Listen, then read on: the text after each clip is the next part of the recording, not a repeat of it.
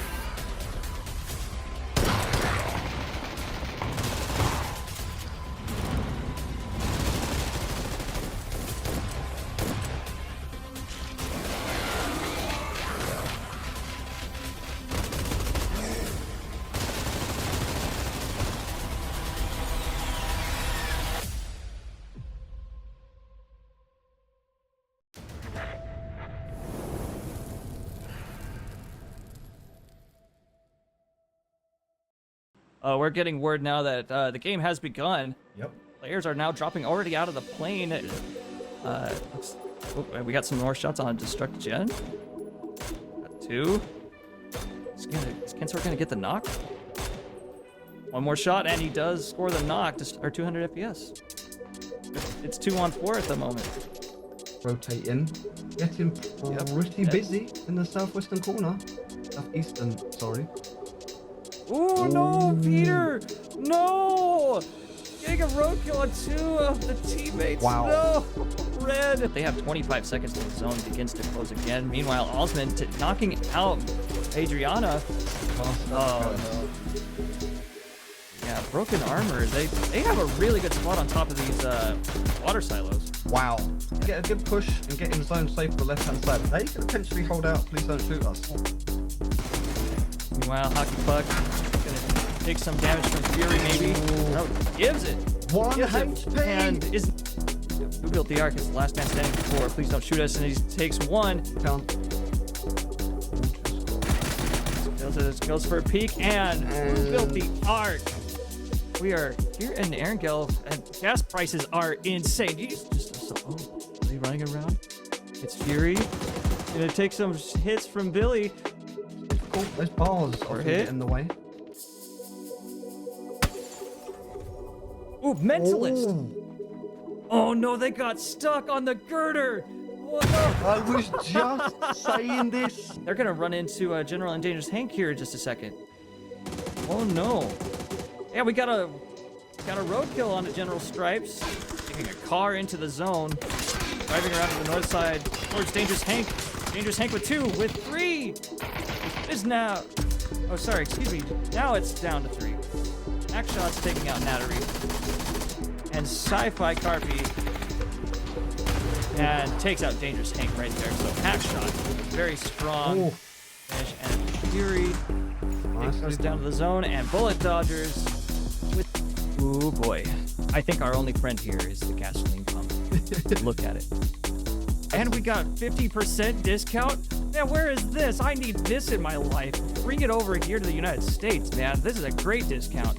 Try to, is someone in the car with Broken? Zap Brannigan first squad. Wow. You did an easy kill. Oh, and he vaults. What are you doing? Happy life kill. Or knock, excuse me, and he takes another one on Alsman. That's a good one. Very nicely done for red here. Oh, it's an AED. Ocarina had an AED. Yeah, Dead Ceiling taking out red. You think it's gonna score? Whoa! Oh, what a nade! And a finish from Monster. Is in the middle. Oh. Meanwhile, Error is pushing up. Oh, XFA getting 1 knock. Okay. Oh, and Umbrella has a broken vest. This is really bad. Yep. This is really bad for Umbrella Seller as he has to take this kill on a Dead Ceiling, and he does. Oh, Dangerous Hank! You god! Yes! His name. This is the play! Ladies and gentlemen, this is exactly what you do if you can respawn, is you get on top of that crate and just shoot everybody you can. You're hitting upper body shots. Yep. Okay, we got Sturk getting the revive on Taco at 80. But Molotov going in the right side, and I think that'll score some damage. If Sturk gets hit, please don't shoot us. And the zone is just eating up Noah right now. Hawk shot. Around. And that is the game. Or is it? They don't have a player count. But yeah, that's it. That is the game. Woo! We have found someone's blue chip inside of a toilet. Do we got the graphic? Yep, there we go. Wow. That's not what I expected, but yeah. So if you left this here, come get it. You can claim it in PUBG Reddit's Discord. Do have fuel prices. We got another shot of the fuel pump. What are the gas prices here? 3 for 49 for energy drinks? Jeez, where can I buy these? Side, taking shots from 2 directions. Dangerous Hank getting some scores on the MI6 and gets knocked. Right idea. Oh, don't fight it. Don't fight it. Don't fight it. I don't think Dead Sealy saw him. Oh, no, that's not what you do, Smash. Yep. Is quickly taken out by Jinx. Zap Brannigan shooting some Cleave. Cleave's gonna take some shots at Zap Brannigan, and is that gonna be it? But finally taking some shots at the other. They're gonna fight. Oh, this one. District. Getting some solid damage on the Solayan. 100 ammo on just this one. I think we need that ammo. Oh, absolutely. Yeah. Really bad spot for Who Built the Ark. This might be the end for Please Don't Shoot Us, and it is. Interesting play. Wow. I like it. Creativity. Dead Ceiling getting Cassie. There's now a 1v3 for oh, and the answer to life is out of here. Oh, we got another shot. We really Our fuel pumps. Quite high. This one had no pricing. They look, I thought I could see some. They look higher than the rest. Oh, Tonto. I was like, congrats on the win, guys. How did you know? A lot of teams, they are now all hopping out. Okay, Morax getting taken out by Hack Shots. Hack Shots on 4 HP. Ama Llama might come in for the save. Oh no, it gets roadkill, both of them. Cassie. Or maybe raining down from above. Okay, yep, Cassie is getting off the mountain because two. It's nice. Oh, doesn't quite get it. Oh no! Wako Taco get taken out by Who Built the Ark. We're coming down to the last 12 players. Now by Noah with 5 whole kills. Is currently the kill leader. 1, Nattery. Come on, can we see a 360? Oh, we got it. We got a stun. This could be the end of the game. It's a pan throw and a punch out. Ooh. Hey, we got 1 hit on the PUBG Reddit. No damage coming out of. Okay, ooh, that was a solid hit from PUBG Reddit, but that's it. It is now 0-3. Have a good night, everybody. We will see you next month.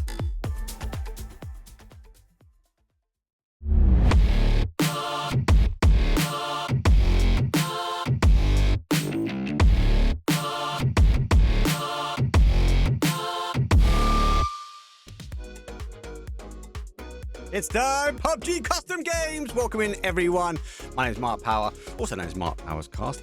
Some might know me from esports, but I am here joined by the amazing Dean because we have some fun PUBG action to get down. Now, said, I'm an esports guy, mate. You are the man that's going to be taking us through a lot of the actions. I heard, though, tonight is going to be hell of laughs. Yeah, mate, great. Absolutely to have you alongside us tonight. It's going to be very different to what you're used to on the esports. It's going to be wild and wacky. And anything that goes wrong tonight, as you can see, hashtag blame Dell. We spoke about that earlier. So yeah, absolutely brilliant to have you alongside you. And yeah, absolute pleasure working with you. Have it. Well, you guys need to get hashtag blame Dell in chat. But while you do that, let's figure out, how do you join the games? How do you get involved if you are new to here? Well, first and foremost, you got to join that Discord, right? Get on that Discord, PUBG Reddit, and then you want to work down till you see hashtag custom game info. Keep an eye for all the game lobby information. Just join, guys and girls. Get involved. They are fun. I've played some of the other custom games around PUBG, and it's not your normal ranked, it's not your normal casuals. It's far away from esports as possible. If you and your mates are chilling out this evening, it's time to get into these games. Well, what games have we got, Dean? I hear they're crazy. I hear they're mad. And I was having a look at this earlier, mate. This is going to be a barrel of fun tonight. Absolutely. Yeah, I mean, game number, we'll go through these very briefly, but we'll go into them and digest them a little bit more before each game. But yeah, game number 1, I Need a Medic. It's on Tego, it's FPP, and it'll be a squad game. It's a hospital ending. Obviously, the hospital's a design of Tego with the whole event of the Veil of Tego. That will be bandages only on that one. Game number 2 is sniping, no sniping. As you can see, Kar98 red dot sights, headshots only. So you can't get a knock on the body or the ankle, anything like that. It's just headshots only with a quick 3-second revive. So, you know, if anyone's pushing, you've got to remember, people are going to be up pretty quick. Secret rooms are off limits. That is because there is a little way of getting into these rooms, and there's obviously the weapons in there that I don't think we can turn off. So please stay away from them. And as you can see, this will be on Destin, FPP, and Squad. And this is actually designed by one of our partners. We'll go into the partners a little bit later. But this is by Who Built the Ark. Game number 3, Run Forest. This is a constantly moving blue zone. Maximum airdrops and a 5-second revive. So basically, as soon as the first phase starts, that blue will keep going all the way to phase 9. So do get vehicles, because you do not want to get stuck in that blue zone. Game number 4, Control U. This is an extremely difficult game mode. You have no heads-up display whatsoever. The only thing you will see when you play this game is the kill feed. You'll have no map, you'll have no health bar, you'll have no teammates at the side. You will not even see who is your teammate. So this is a brilliant game mode. I can't wait to see how this plays out. And in game number 5, we always have this as the last one, the Mad Max Fan Grounds. It's a little bit different this time. Usually it's with vehicles and it's like just all driving around shooting with crossbows, but this is crossbows and sawn-off shotguns this time. It's airboats only this time, shot after landing. Airboats will be spawned by Dells, who's like the god overseer during these, but be outside, because if you're in a building and he spawns the airboat, it will land on your building and you won't be able to get it off. That is also TPP, and that will be a duos. Well, a lot of DPP, a lot of FPP. That Control U, there's a reference there obviously for observers. That's what you have to press to obviously get rid of lots of stuff in the morning. But I absolutely love it. I played that. That is crazy game mode. Just even little things, being able to just make sure, hint, we got our guys to go, okay, guys, this is Power Rangers. We all guessed the Power Rangers, so we knew exactly who we were when shooting, but it is major chaos. Well, look, once you've got your head around some of the games, and as we mentioned, though, Ian said we are going to be going through these before the games kick off. More importantly, how do you get points? How do you make yourself onto leaderboard? Well, it's a little bit different than my world. So obviously, for first place, you are going to be getting 5 points. They're going to work their way down until you get to 6. But these are the big things. You're going to get a point anyway for joining us. As I said, if you are just sitting there, if you are just chilling out, make sure you've got PUBG up, because roughly in a couple of minutes, so the lobby will be open, so you've got time to get in. So just by joining, you get a point on the board. And then every 5 minutes survived, you'll get an additional point there for you. And obviously, you'll be playing as your teams. You can mix it around. You can play with your mates. You can play against your mates. But obviously, you'll be putting points underneath your game. So loads to be had. Loads of the default, I suppose, the system. But there is something new, Dean. There is something new that is kicking off, though, for season number 2. Obviously, they're number 2. And that's the missions. Missions. You have other objectives that you can actually get points on the board. They're all free, up for grabs. Now, it's worth mentioning, they can only be completed once in the game. So if you are going for boom, you are going to destroy 5 gas cans, however you want to do it, you have to do it in the same game. You can't do a couple game 1, a couple game 2, and hopefully they tally up. It's all got to be within the one. And it's worth noting, once you've done the gas can, just tick it off your list, guys, because you don't get a second chance to do it again for game 2. So if you want to get that one out of the way, get it done game number 1. But obviously, you might want to move into low meds or driving license. And again, low meds for me, like, imagine doing low meds on medic game. Like, that's going to be, I suppose, if I was playing Dean, that'd be the one I'd kind of go for. But not having any boosts, that's painful. Yeah, definitely. I mean, that mission 2 there, I would suggest to anyone who's watching this now, just before going into game number 1, don't try to do the low meds in the next game, in the first game, because you've only got bandages, so you don't want to be just picking up 5 bandages and then that's it. So I would leave that mission till a little bit later on, you know. I mean, you can see there, mission number 3 there, Matt, is driver's license. Drive for a vehicle for 3 kilometers, but you don't get it if you're a passenger. Yeah, and you got to remember as well, you're not in a passenger, and you've got to be at least surviving 3 minutes in game for it to count. So if you go down and you go boom, destroy the gas cans, and you go out in a blazing glory, you're not getting the points. You got to make sure you survive. Now the lobbies obviously should be up and ready to go, but it's worth mentioning, because you did already say we've got some content creators playing. We've got some guys and girls in the lobby that you can obviously go and watch. I believe the only one that you can't watch today is Steve the Happy World, but he is in the lobby, so hunt him down. Take him out. I mean, there are some names that I've seen in the leaderboard already that you're going to be very well known, and these people will be averse to. Yeah, I mean, Hubert the Ark has been a stellar performer first in season 1 and this season. You'll see in the leaderboard that he is doing pretty well. And then we see Arma Lama and Steve, who I can't remember, I don't think he played last month, but he played in the first season. Thoroughly enjoyed it. So yeah, great to see these boys coming back time after time. Yeah, so it's good to have them on board. Always, you've got to love a content creator. And why? When you see him up in that kill feed, and you obviously will even see it with the UI one, people want him down. I felt it when I was doing custom games last time. People saw my name like, I've got to go kill Mark. So again, if you see their names, if you're not in the team, obviously feel free to hunt them down. There's no extra points for them, but obviously they are streaming, and you've got to give some love and support. So if you get 2 minutes, go show those content creators some love and support. Even if Steve is not streaming, go to his channel and give him a quick follow. Look, it's worth mentioning though, we've got some great games, we've got some points. Got us 2 here. We've got some great staff behind the scenes, but there is also some other giveaways that you can be involved in. And these ones, well, they're all in Discord. 500 G coins will be up for grabs though, but you've got to get into the Discord. So again, you should already be there because you want to be playing the games. You've got to already be in that Discord, but also don't forget after the game, so you can get in and buy or get some G, be in chance to win some G coin and then go buy some gear. Dean, like, there's a lot of skins out there, mate. Any favorites for you? What would you be going to purchase the 500 G coins? I mean, I love the new M4 that's just come out. I mean, I'm trying hard to get that new M4. I've got stacks and stacks of schematics to use on it, but I just cannot get hold of it. So yeah, that's the one that I really want. I haven't got the schematics, right? I get the gun. Like, I got the new MP5. Love it. So toxic. I know I'm an MP5 guy. Yeah, I just got to do it, right? That lime green one. I just can't get the schematics. I just can't get them. So I'm always buying those crates, trying to figure them out.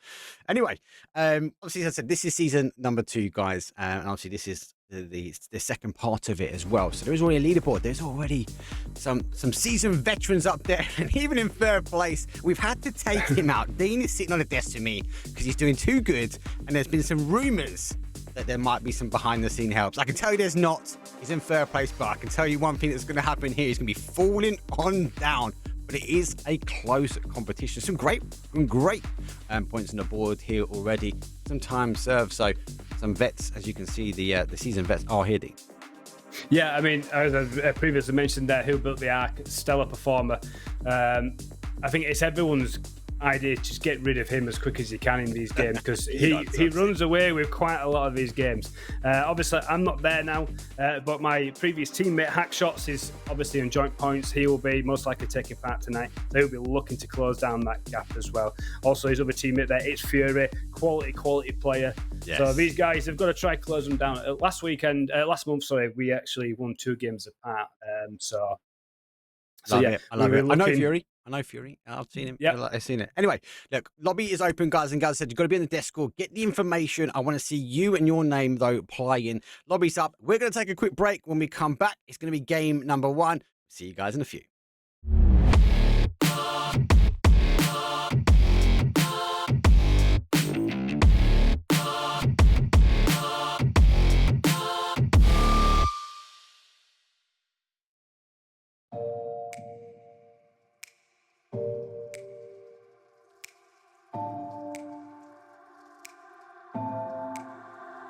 It's getting harder, you turn my heart up, throw me in water.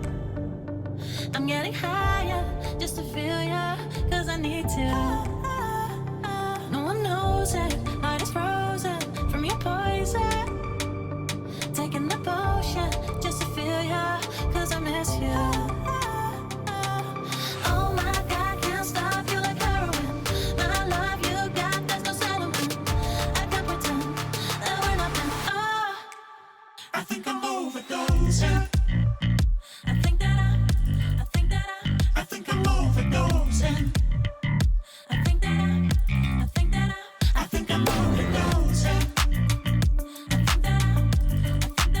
I think I'm overdosing.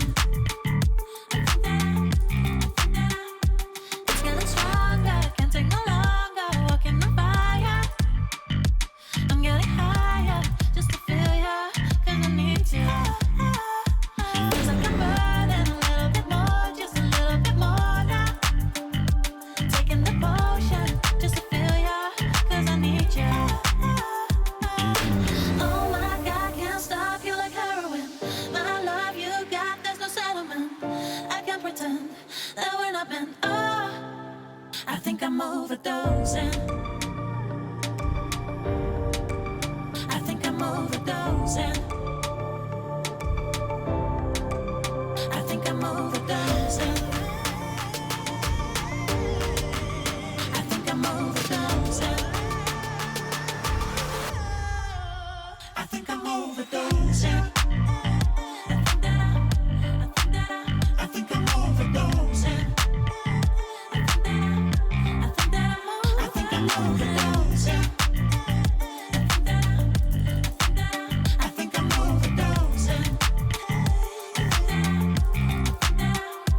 It's getting stronger. I think I'm overdosing. I think I'm overdosing.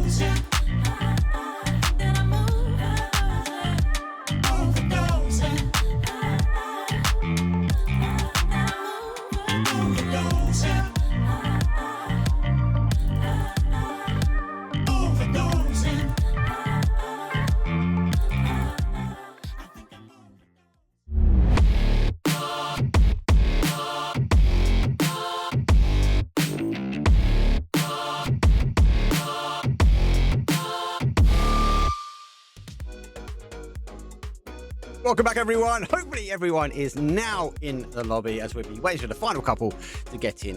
But what are we going to play? Let's just recap back, though, on game number 1, Dean, because you gave a little bit of a hint of don't go for that secret mission of doing the meds, because it was all about medics.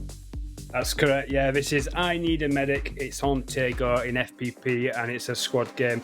And it is bandages only. And obviously, one of the missions tonight is don't pick up more than 5 bandages. You don't want to do that in this game at all. Now, I was thinking before stream, how might people play this? Well, I thought there's going to be 2 different ways people may do this. Is they'll play a standard way where they pick up their normal loadout, long range, AR, SMG. And then there may be some players that play with the EMT. Obviously, it's not esports rules. We've got all the type of public gimmicks and like gadgets and stuff. So people might use the EMT, which gives you a faster bandage speed and you can bandage up to 100%. So it's going to be really interesting, Mark, to see which way players go with that. There are, as you've already alluded, there are some extra bits and bobs that these guys are going to pick up. The extra bag, I think, is good because obviously the speed of delivery that you can pack a punch when it comes to getting these team members up. Obviously, the risk is that it's a slot. So how do you get around with that? I do want to talk though, because obviously this is on Tego, Dean. It's a new remade area. You've got to remember, this was studio. Obviously, it's completely remade. I kind of feel like it's fit for purpose. I've been there myself a few times now. I've tried to drop. We even had an end in there, which was great. And I think the train is not an easy train. There's lots of levels to it. There's lots of nooks and crannies that people can maybe hide away. And especially if we're going to go for an end in there as well, we might find some players try and play this one out pretty early. But look, it's time to get back in. And look, the petrol prices on Tego, yep, are to be questioned. They are to be questioned, but maybe not as questioned as my neck of the woods because Essex is pricey. Yeah, I mean, that's a long-standing joke with some of the observers that I've worked with before, that we've always seemed to find the gas prices wherever we are on the map there. But you rightly say it is an ending zone in hospital. Everyone knows it's going to end there, and it's all brand new. So this is new terrain, new buildings, new rooms. So it's going to be like a complete new game for these guys in that zone, especially if you don't go there often. So it'd be extremely interesting to see how these guys play this out. 64 players. Game number 1. We've got a north down towards that southeast. And as we mentioned, though, we know where it's going to end. Sneaky peek into the end battleground itself. But really interesting. Look at this. Some teams also jumping early too, going for that island up. But a little bit of a mid-pack, which seems to all go like they're playing ranked at the moment. And then we've got everyone else going, I don't want to go too far away, Dean, from the zone. I want to make sure I'm in the end zone come late game. But very, very early aggression. This is what you guys told me. Custom games, Mark. Well, I think that everyone says they're fun to watch, and I wonder why. Amazing amount of hot drops coming in. Yeah, I mean, like you said, there's no gentleman's agreement of like, everyone's got a drop spot. You know, it's just, we're just going to there. If you come with us, fair bit. I mean, it's quite questionable about the team in the far northwest side of the map. They've got a long rotation as we see some shots coming out there. And even just above the zone, that's quite hot in Kang Yu as well. So we should expect to see some knocks coming in quite early. Hopefully so. A couple of players down. Yeah, SLR big hit as well. She's picking that up early game. M4 skin, I do love that M4 skin actually. These guys will get looted. See, they've got a bit of position. I love that they've already got a punch straight away. No messing around. I'm not going to waste bullets, and you're going down straight away. First player, well, annihilated out by a boxing match. I thought you said it ends on a boxing match. It doesn't begin. It does normally end in a boxing match, you're quite right. But we've started as we mean to go on, right? So, yeah, picks up the first kill there as Nice Strength picks up a knock there with the K9 as well. And we have Happy Whale as well, one of our content creators. He really enjoys these, get some really brilliant feedback from him. I mean, we watched him play the LMG mode, which we haven't got tonight, but he absolutely loved that. And we may see an iron sight K9 shot coming through here. Oh, we do absolutely stunning stuff there by Happy. Get that on Twitter montage. So good start, Mark. I'll take it. Someone exploded as well, which I'm kind of intrigued to figure out who exploded. I wonder if someone was trying to gas cam one, but it just went wrong for them. Happy Well, I see it is not streaming, but obviously we do have to take the fun though. Look at me on my Twitch. No, you're not. You're lying to us all. Literal knockdown. Got obviously no sight Tom. Got that K9. Good hit. And obviously the res already happened. So on the hold the angle, I think he's got to wait for the rest of his team to kind of group up here. Maybe apply a little bit of pressure, but they might still keep an eye out because there is a little bit of a lone ranger for this team, one further afield. So, well, clearly trying to piece the puzzle together in phase number 1. Yeah, I mean, I feel like he's just practicing for the next game mode, right? Just the K9 with an iron sight, because that is like, this game. No, it's not.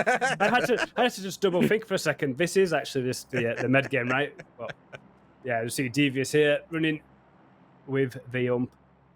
You'll probably see, Mark, as a lot of players like as a varied type of weaponry. Everyone usually goes for the ARs we know in esports and stuff, but a lot of players like the SMGs because we don't have like extremely hard, try-hard type players, and they enjoy the SMGs that reduce recoil. No judgment here, No. Dean. No, No, judgment absolutely. here. I'm an SMG guy through and through, mate. I'm not gonna lie. I will use whatever I can get my hands on. As we see. Don't forget, obviously, guys, if you haven't made it into game number 1, it is your time to make sure you get yourself over towards Discord and get yourself on the PUBG Reddit Discord. There is also 500 G coins up for grabs when the game has completed, so you'll be there. All the lobby information will be coming out during Discord, and obviously you'll be in a chance. It's open. You don't have to be a superstar player. Any player, any caliber, as long as you love PUBG, make sure you get in for game number 2. If you haven't made it for game number 1, and get yourself on that leaderboard. Yeah, absolutely. And this scene on the map stream, which we do have as well, which is on YouTube, a lot of teams still not rotating. You know, that zone is on its way in at the moment. And it's quite surprising to know that we actually know where the zone is and no one's really moving it at the moment. You've got ears that tire, right? Yeah. If I'm outside the zone, kind of my expectations are more people would be in zone than not. So does that give you a bit more time? Maybe. I think it is a bit of roll of the dice, maybe. Nice move of the car, though. As Stent moves around, takes the other position, so a little bit more of a split now from Bravehearts as move in. That Dragunov packs a punch as well, but got 63 shots in it. Carrying 2-5-1 on 5, so he might be looking for that mini, maybe that MK. He pushes on forward. I can kind of see these two teams maybe disengaging from here. Maybe just going, hey, do you know what? We've taken too much time. We need to get to zone. Maybe play a bit later. Yeah, absolutely. Also, as we mentioned with the zone as well, we've got no meds. Everyone's only got bandages, so you know you're going to be tanking that blue for a long time with only bandages. And at the moment, I've seen most people running dual weapons. No one's picked up an EMT yet. Maybe because Dells has not put it in. Maybe that's another hashtag blame Dell situation. I'm not too sure. As we say, we are in hospital. This is the end here, and Arma Llama's team is prize center at the moment. But look at the size of it. It's impossible to defend that as a 4-man mark, right? So there's going to be plenty of times to push that. There's so many outbuildings as well to deal with. Yep. Yeah, people are able to get into that compound. You're right. It is hard. It's hard to control when someone's in the area, especially if you've not played it much. There's a self-revive there. I was not picking that one up. You got to be on your toes. And communication, which we know is one of the... Yes, you've got gun skills, but it's definitely one of the core elements of PUBG, I feel. If your team's got great communication, you're going to be able to deal with threats. But if someone's playing on a random team, Dean, like you might not be in the same Discord, you might not have tagged up in Reddit and banched yourself in a squad. So there are levels of competition and difficulties that might happen. Oh, that's explosive. As we will whip in to Sleepy Chicken. There's no sleeping here. There's 2 outs, 1 DBNO, 1 on the run, but he goes down. Oh, King Tide 88. He's mostly got a self-revive on the go. Is he going to be picked up in time? Which one it is? Nobody knows. One of them definitely has. There they go. Here's that one. Yeah, it's one of my old teammates as well. Vanny's part of that team as Sleepy Chickens go out in 17th position there. A bit unfortunate. So you play as a team? You play I used to play. Yeah, okay, cool. Yeah, I used to play with Ollie competitively. That was quite a number of years ago. But yeah, I messaged him earlier saying if he's going to take part. So it's good to see him join in with everyone else as we see the kill feed start to lead up. As Lin modifiers finally get themselves into the zone. And, oh dear. Oh dear me. There's a way to go. Out. Oh no, they're running back. Get some more. They're in the open tray. Couple of shots go down, but no other connecting shots. They tried to disengage and they all been annihilated. Another team falls down. Cast a curse, annihilated. There's no curse here with that nade landing right on top. Oh, grenade from the gods there by Cobra. Absolutely brilliant as we see Tordan the god coming in there, flying in with his glider for bush campers. There's not much camping going on there, flying around, exposing yourself to the entire map. There's long-range shots coming in there onto the team lane. Yeah, you like the gliders. We do see them a lot in my world. You can just get so much information, get so much more information. So I like it. He's kept it alive, so he's able to use it again. See phase number 2. We know where the circle is. So there's no surprise of to where to go. Maybe he knows which way to point the glider. I suppose come to the end game. But for now, bush campers. Not quite camping. They are farming huge amounts of information now as they are just scouting on forward. Maybe not taking that glide. You see in the rags it's in. It's actually it's on fire. Maybe the bush is on fire. There's definitely no bush camping here. Oh, beautiful headshots there by Hot and Spicy. Spicy. Taking down Who Built the Ark. He is the current leader, don't forget, of this season. I don't think there's any push here, but there's a quick res coming off there by the looks of it by Hamster and his teammates. But Hot and Spicy, I know of plays in a lot of some high-ranking discords and stuff. Pretty good player, so it's the first time I've seen him in these customs, so brilliant to have him along as well. As we see Who Built the Ark. Yeah, he's a good player. As we see Who Built the Ark getting the res off. Quick res. You can't apply the pressure because of the open terrain. So look on the other side there. First number 2. I see 50 seconds to go. Got 15 teams. 51 souls left on the battlegrounds now.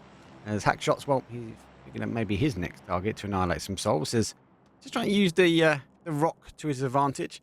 Which teams, give or take, are about in as he double checked himself on the map. There's a few lurking on the outside, but it should be pretty good. Obviously, expectations are to play down. I'm quite surprised we don't have any more teams really inside hospital yet. They are still really holding the outside edge. Yeah, it is strange to see, actually. Everyone knows where it's going to end. But maybe people are thinking we can pick up kills on rotations on the edges here.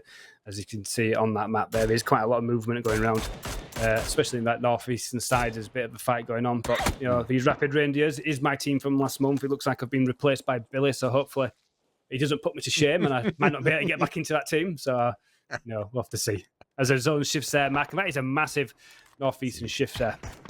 That is a big shift, which was that northeast corner that had all the damage. Lucky enough for the guys, they obviously have won the area, so they will be free. We're not just going to bounce back after this. These teams will now start getting moving in. HDB, hot drop burrito. Makes me hungry saying that. They have lost a player. The team are here. King is obviously on the play, but he needs to get some bandages applied, should we say. Lots of open terrain. Good area, though. Really good area to try and work out. Looks like they're going to try and deny now. This is a good play for them. They're going to reach the ridge. I wonder if they've got the information. Should have the footsteps now, but they're going full run as well. So the sound cues go both ways. Here comes the peekaboo. The spray comes from the barrel. He does get the connection. And Simpsy Webster, well, he's down like a web in a storm. Hopefully he should get flushed out pretty quickly. Looks like the guy's trying to get the rest of the information. They've got no idea. Trolls is off to the other side. Yeah, and as you see there, King has that FAMAS as well. It's such a quick game changer. You can just turn on a dime, spray someone down so quickly with that weapon. So I would expect this to be wrapped up pretty quickly. It does look like they're they're in a vehicle, so they're driving away. So there shouldn't be a problem as there. King does push out I troll there. 6 kills to their name mark now, so a pretty good start for them in game number 1.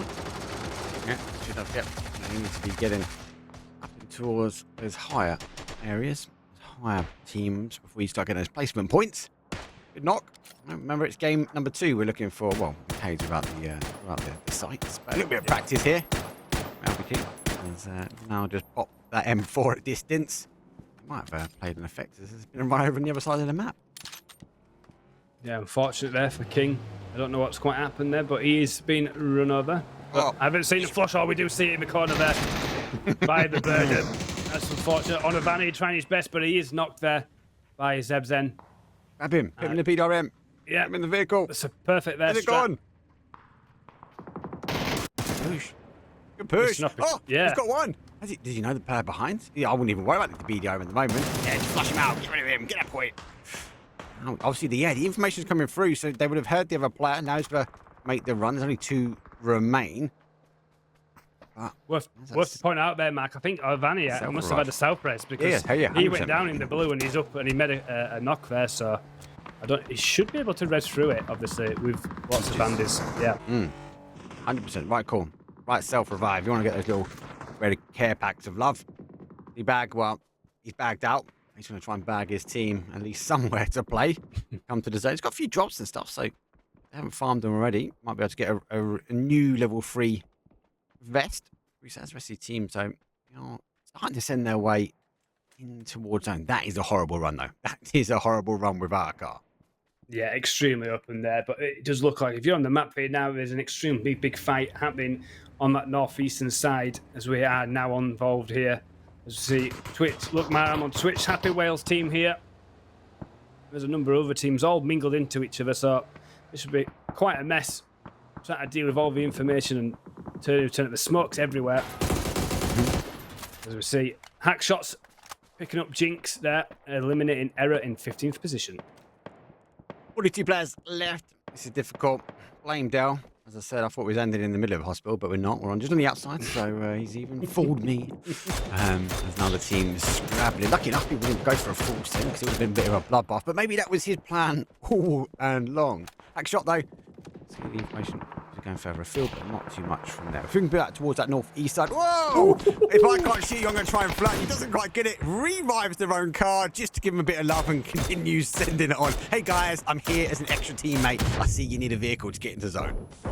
Yeah, I mean, Steve must be wishing that he was actually streaming now with the action and the content that's been produced right in front of him. He's been run over. Looks man. No. I'm on Twitch. No. He's limited. No. Oh my word, Mag. That's why he's not streaming. Yeah, exactly. Someone clip it. Someone send it to him. Tag him in it. That's what we want to see. Please don't shoot us. Well, they've already been shot out. One's DBNO, one is down and out. Looks like they are getting the steal. Now the blue zone, oh, great spray. Goes through. Let's pick one. There's the confirm.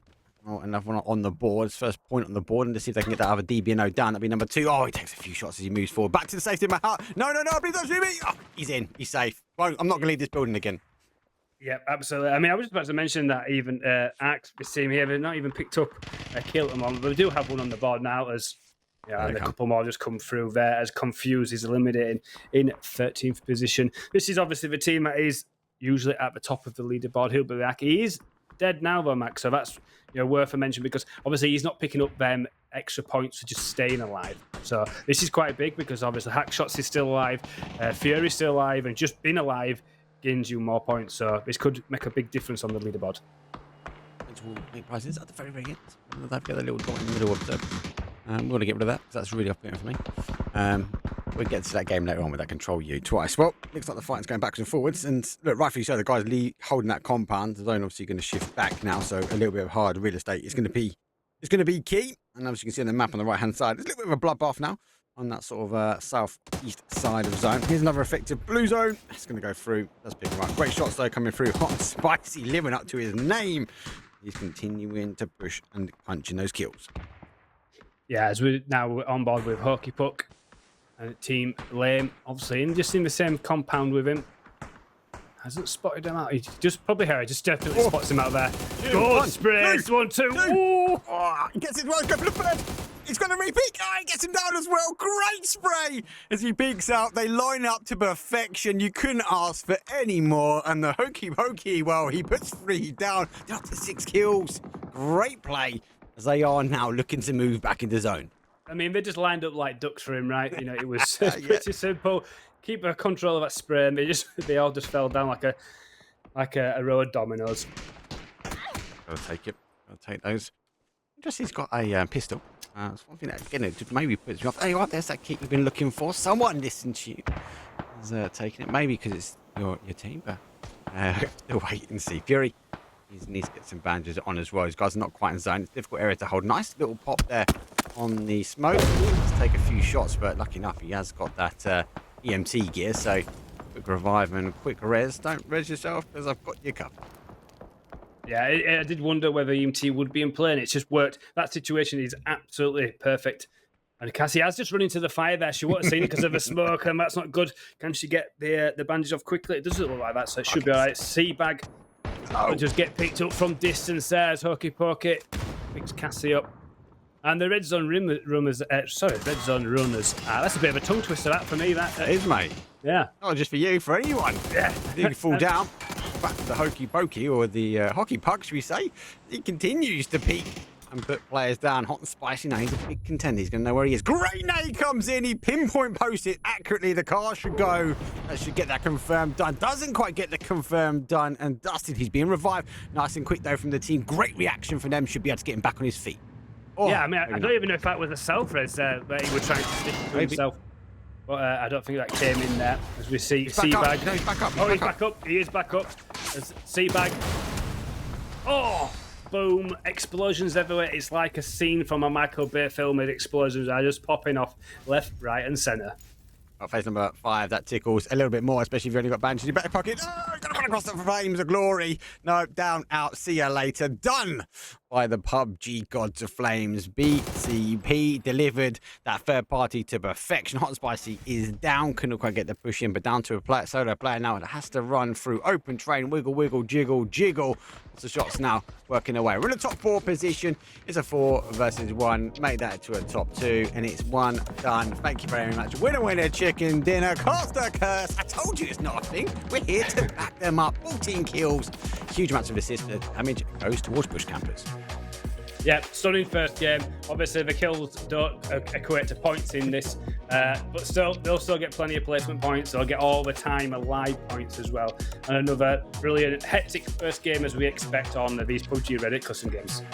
Absolutely love it. Well, we need to get things ready, though, for game number 2. But before we do it, don't forget, get yourself on the PUBG Reddit Discord first and foremost. Get the information now for game number 2. Make sure you and your friends are in. And if not, at least be in there to bag yourself 500 G coins. That's it from us. Let's take a quick break. When we come back, it's going to be game 2.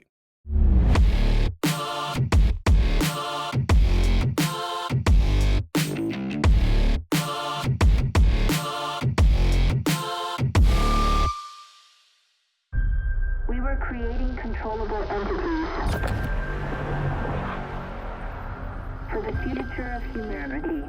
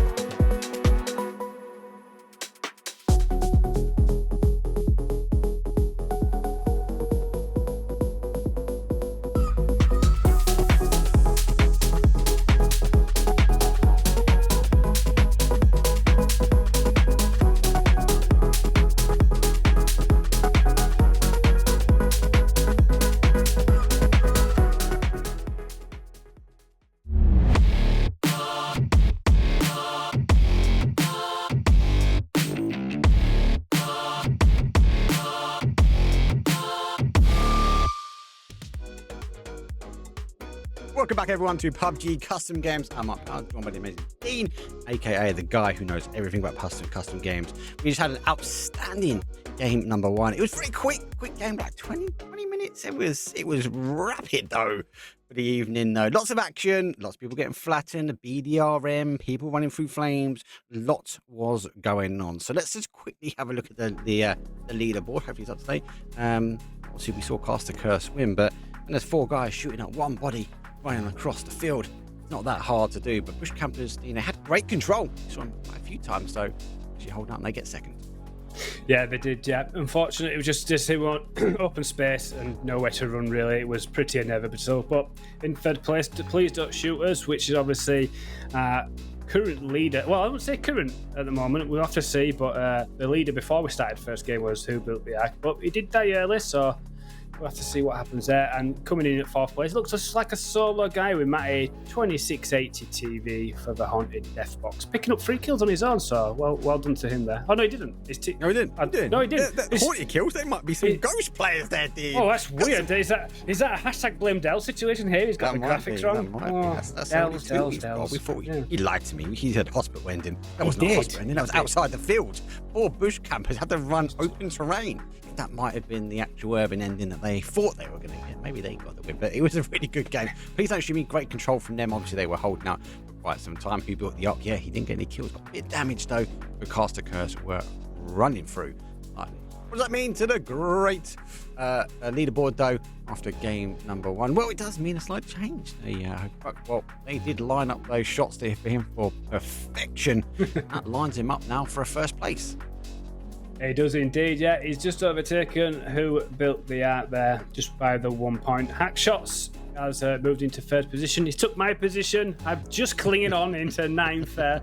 I don't expect to see my name there much longer after this second game. Lama, one of our other content creators, still hanging there in that top 5 position, so we'll be looking for a solid second game going in. And it's Fury as well. He just dropped a couple of positions there into number 7. Well, I said you were cheating. That's why you got up to 3rd, but you've now dropped yourself down to 9th for proving that if he's not in the lobby, he's not getting points. So that's what we want to know. Don't forget, obviously, guys, if you haven't already, the lobby is open. You should be in there. You should be getting yourself queued up. Join a random team or join your mates. That's the most important thing. If you haven't already, you don't know how to join, don't forget, get on our Discord, PUBG Reddit, go down to the custom game section, find the lobby information, and get yourself straight in on these games. Well, obviously, that's game 1 done, dusted. Game 2, well, we are working up to the spicy 4th game, I'll be honest with you, because that is the one that I'm really, really looking forward to. But let's break down what do we have, though, for game 2. Yeah, game number 2 is a game designed by one of our content creators Who Built the Ark. Is it sniping? No sniping. Now, when I casted this in season 1, it absolutely produces some of the best clips, Mark, you would ever see. So I'm hoping for something exactly the same. But basically, the basic rules are K9s and red dot sights will be only available. And now, headshots only. You won't get a knock on the body or anywhere else. So it's headshots only. And there's a quick 3-second revive as well there. The secret rooms are off limits. Please don't go to them. There's stuff in there which we can't turn off during these customs, so just stay away from them if we can. This is on Destin, FPP again, and it's in squads. And Mark, how do you think players are going to try and tackle this game mode? Hopefully not in Ripton. That's what I'm going to say. Red dot K9 on the buildings. Do you know what? Destin's a good map, right? It's really open. Right? There's a lot of distance between players. So actually having the bolty with the red dot, is that a favour? Maybe for someone like me that's not the best shooter, kind of getting that head at distance might stand a chance. But you've got to think about all the rotations or the drive-bys. It's going to be very, very unique, actually, how these teams and players are going to break it down. It's still FPP. We haven't got any of those TPP actions as well. So I expect a lot of shooting. Are we going to be getting the connections? I'm not quite sure. Now, you have seen this game mode before, and you know these players. So are we all weldy head class shots in this lobby? Do you know? I mean, the guy that comes to mind who I haven't seen in this lobby was Neward, who hit 3 moving headshots out of vehicles all in a row, one shot after the other. It was absolutely unbelievable. I actually nearly fell off my chair. You can actually almost hear it in the cast where my voice just gets quieter and quieter because I'm falling backward after excitement. But what you'll see is just your standard shooting at the chest type thing, and nothing happens. So we'll get some close quarters, maybe some hip firing as well going on. Most people run a dual K9, so you can take that first quick shot and then pull your second weapon out, and you got your K9 once again. So I'm expecting. Are you a bolty guy? You like I go through Is that phases. what you run? I go through phases where I enjoy it, and then it depends. If I play in publics, yes, I like the bolty because I think for PUBG, headshots in bolt is one of the most satisfying things in the game. But if I'm playing ranked, then it's normally a DMR purely because it just gets rid of plays quickly. You know how that is in I know rank's not quite comp, but people try to play it the same way, don't they, Max? So yeah, it's up to me. Shot. You're right. It's the speed of shot. That's why people go for it, SLRs, or go for them in the MK. That's not an option though here. These guys have to pick up the K9s. Do you run double? Yeah, 100%. Do you run double red dot? Yeah, most probably. I'd be interested to see if anyone actually runs an iron sight. There's an argument to say maybe that little iron sight might be an option to sort of put the dome in the middle. I mean, Steve the Happy Man way, right? He got a beautiful iron sight at the start of that game, so maybe he thinks, that worked for me, I'll just carry on with that. And he was hitting shots as well. He was hitting shots. The only thing he didn't hit was the dodge button on that car in that game because he got a bit flattened. I think the K9 might have helped him there, but very early game. We've already seen players rocking K9s as well, which is quite rare in my world. There are a couple of players in the higher tier of PUBG that will use it, but obviously a lot of players now in this lobby have to use this K9 without hit or question. Maybe there might be someone trying to punch someone out, but I can't see that. But the map, I think, is going to have a big impact. There's lots of open terrain, and there's lots of different types of terrain as well. So some of these players might want to try and fight urban. That's okay. You might stand a better chance, especially with that red dot. But if it comes down to open terrain, that could be very dangerous, some of these players. It could, and I think what's really key to mention is the revive time as well. Like if you get a knock, you have to make a decision on that push extremely quickly because he's up in 3 seconds. I know there's no body shots allowed, so you got to be quick. But you're gonna have a teammate up and revived and healed up extremely quickly. So it's just interesting to see how these guys will play that as we look like we're just about to go into match number 2, Mark. There we go. There's more petrol prices. But this time we get 2-for-1 options. So for sweets. So in the world of Destin, there we go. We're gonna have a little look, see what else. Like a little toasty, $5.99. Buy one get one free. Get in my baskets. I'll be shopping here next time. I'll be dropping on in. But the plane, well, half looks like it's already on the move. We've got Northwest down to the joy town of Ripton. Don't blame Dell. Please don't go Ripton. God, everyone, the elevation. Oh, thank God I can see the circle now appeared. That's not too bad, but that's open terrain. And there's a lot of high ground there as well, actually. So teams, they need to get happy and comfortable in that area where they want to play. Yeah, and I didn't realise that the zone was going to be shown in this map, in this game mode, but it looks like everyone's doing a little bit different and actually going to that zone compared to game mode. But there's not a lot of compounds, Matt. There's hardly anything there to loot. So this could be quite a hot drop, but not hot because there's hardly anything to loot. So, but then again, there is all the K9s and red dots, so we could just see a lot of just misfiring going on at the moment. As we, they still need buildings. They still need somewhere to loot. They're not going to find it in the open terrain, are they? So it's quite true. It's really interesting. A lot of them have gone for zone. A couple obviously have just deviated out, gone for like the local towns to go for a bit of shopping, a bit of loot. No one's really gone for that north side or gone for that big extension to a car. Obviously a little bit early. We've got some coming down towards the south side and a few teams sort of hunkering in towards Ripton/Wind Farm. Wind Farm might play out for the boys as well because they could wrap up north and then come back in that east side. Yeah, that's quite true. I'm just looking at Steve the Happy Whale that's out there. So he's going out right into the ocean, probably to do a bit of whale whispering while he's out there picking up his gear before rotating in. That is quite a congested circle at the moment. And so is the northwest just outside that zone. You can see a lot of shots going off at the moment, but no knocks. So I'm guessing there's a lot of vests being destroyed, but no helmets at the moment. Llama is on the run. And it's worth mentioning, obviously, we have our content creators in. This is one of them. Make sure you get over towards Twitch. Keep us tabbed up, though. Don't forget. Don't lose us, because we've got all the action. But get yourself and give him a follow straight on Twitch. Obviously, we've got 3 of them. So far, 5th place. 36 points over 6 games. So, obviously, played all 5 in the first and now the first. So, this will be game number 7. Not bad. 1.8 average kills. So over time, looking pretty good. Consistent. Definitely on the upward trajectory. And this is going to put a little bit more elevation as they're able to levitate the llama up and a little bit further into towards the battlegrounds. As we see broken armor here with Monster with the iron sight, double iron sight K9 there by the looks of it. So deciding doesn't fancy the red dot, trying to get an eye on to hot and spicy. Spicy gonna hit it. Yeah. Oh, brilliant great shot back there. Excellent He can't stuff. flush him.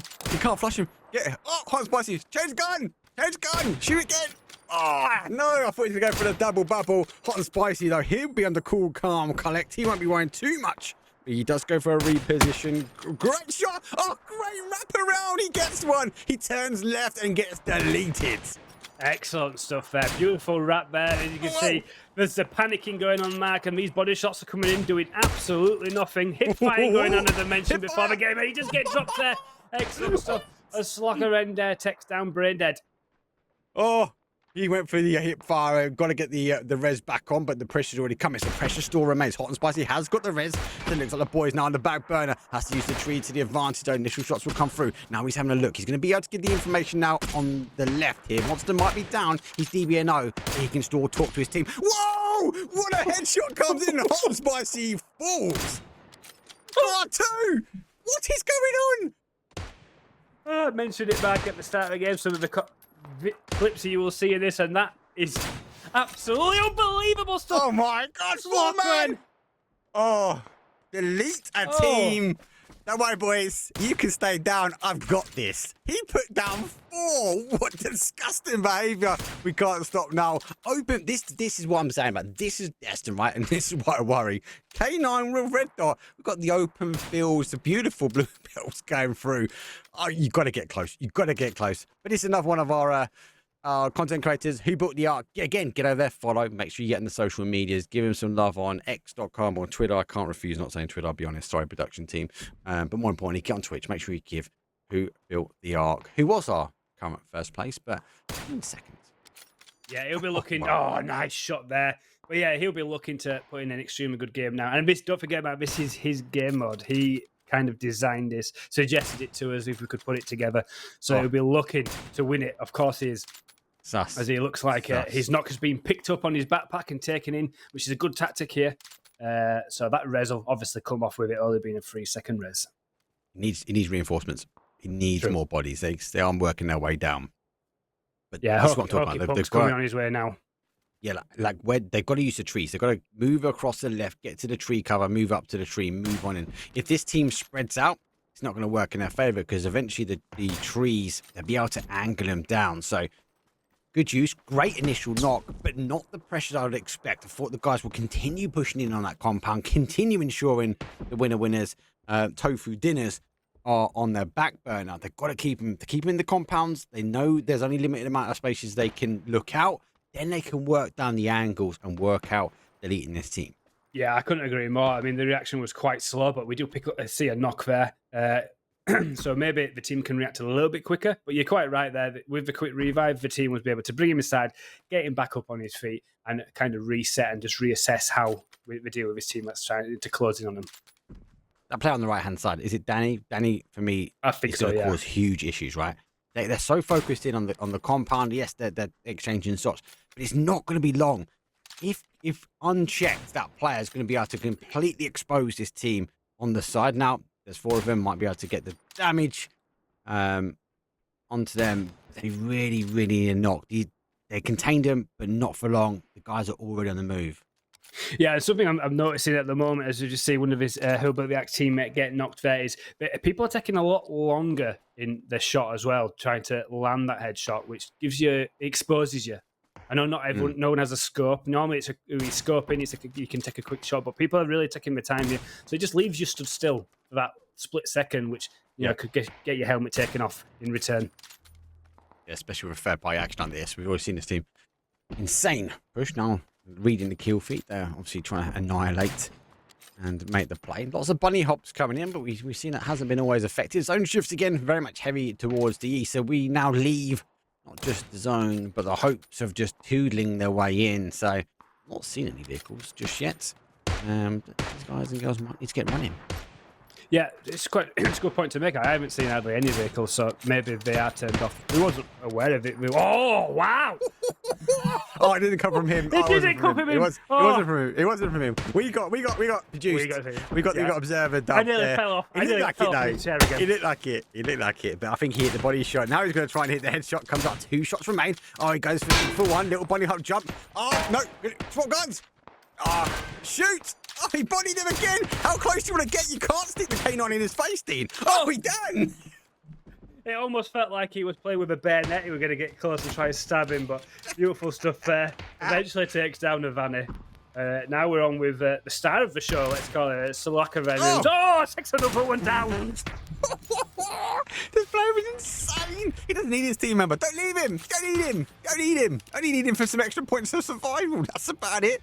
Great headshots coming through. Looking for the next target. They've already got the off angle. Know where he is. Shots coming through. Now there's a stage, unfortunately, caused some issues. Now that you mentioned before, quick res. So they've got to pressure against the team. Closes down their clutch on the remaining 2 players. Yeah, push coming in from a couple of different angles here. And with the form that Salaka is in at the moment, you'd expect this to end pretty quick. He does get another one. Soon to be on 5-6 kills to himself. One-man team at the moment finishes it off with 7 kills. I'm done production. Tap me out. I am done. That's enough from me. What? Oh, it just doesn't stop, does it? This is the game that keeps on giving. There's one, there's 2. But you're right, they're pausing. They're pausing to try and get the shots. And if you had a self-revive. Oh, self-revive, yeah. I just missed. He ducked at the right time. Bunny hop jump. No, doesn't quite get it. So they have to wiggle, jiggle. But he gets him on the move. Oh, final play. It's a 2 versus 1. Use the tree to your advantage. Doesn't quite get the first connection. Looking for the next 4 in the chamber. But he can't stay still. He took advantage of these guys. He has to keep moving. Now they're using the angles. They split him between. He's looking to try and get a res and get the bodies back up as he tries to get some more ammo back in the chamber. Yeah, I mean, it was a really good actually, strat there to get the teammate up just to try and outnumber him there. Oh. He eventually does go down. I mean, Dangerous Hank last month produced a brilliant clip by landing on top of one of the crates coming down. No one had any idea. And he was just mopping up from there. So Really? brilliant, beautiful stuff there from Dangerous Hank. But just got overwhelmed there by that team. Love it. It's your guys. It is. You have to unfortunately make a little bit of a run in now. They are quite far out, so we're taking a little bit here. Really interesting. 2 different styles of play. I think you hit the nail on the head, literally with the canine and the head, we say. The people that are stopping to shoot, to line the shops, they're the ones that are going down. And they get to have a quick look at our top 5 damage. That is that little pause. There are some superstars in this lobby that are taking huge advantage of that at the moment. But it was good to see the caster curse though. Got the bodies back up. They kept the pressure on. They're jumping around like it was Christmas. But they didn't stop at any given time. They took a little slap on the wrist, right? You know, like, okay, you tapped us down twice. That's not going to happen again. We're getting the res, but we're going to ensure we've got the angle, but we keep the pressure. Yeah, they use the 3-second revive time to the perfect amount there just to get that third players, because you don't really need to even heal, right? Because there's no damage to the body. And you're going to get a headshot whether you're 100% health or not. So you could play at 15% health. So it was a really good strategy to do, getting your teammate up. And it just meant that there's just an extra body, an extra angle, and an extra red dot looking at hit Dangerous Hank's head there. Even if they turn their bodies towards him as well and they're resin the other way, likelihood you're going to hit the body before you hit the head. True. It's true. And who built the arc? Who built the game mode? Yeah, a couple of shots go through. Here's the bodies. Now the pressure is coming on. This is all angles based. Unfortunately, I think this is why they've picked this area for the end zone. Guys are sort of pushing their way around. A lot of edge blue now playing. Have a quick look at the map. There's a lot of teams now sitting on the outside. Has pulled back down towards the south. Just FYI, guys, on the underzone. It has kind of gone like a marble around the zone, back down towards the south now. So we'll favour these teams that did go to Ripton, that do work their way. And it's worth mentioning as well, and the boys, they have moved over. They have done the whale hunting. They are moving over from that wind farm. Yeah, as we see Hilbert just pick up a quick kill there. Lands a good shot there. I think he took damage there. It must have been a neck shot. Or did I just misread that on the... No, I'm with you on that one. I'll go exactly the same with you. Yeah, it was surprising that he didn't take more damage than that. But they're in a bit of a tricky situation here, almost like between a rock and a hard place here, with the blue on the back, with the hull of please don't shoot us, actually shooting the enemies just in front. And it looks like the blue might do a lot of the damage here. But just get him on his feet. Depends what kind of heals they've got off here. Because we're with the man of the hour here, Slovakavan.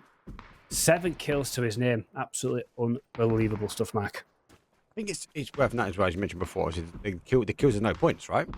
So That's true, yeah. whereas we would see people hold them out in the blue and force them out in the blue, some of these teams like, we're not getting points for this, guys. We need to survive. So I'm seeing like some decision making from the IGLs, the in-game leaders going, oh, hold on, guys.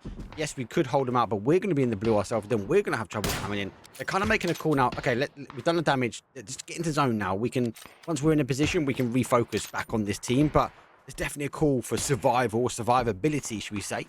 But you can't take anything away from those 7 kills already underneath his belt.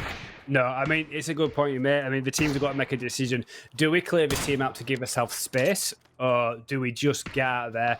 Because you're not going to get sprayed down and get damaged and stuff. It's going to have to be a wonder shot, which we've seen quite a few of these, to be honest.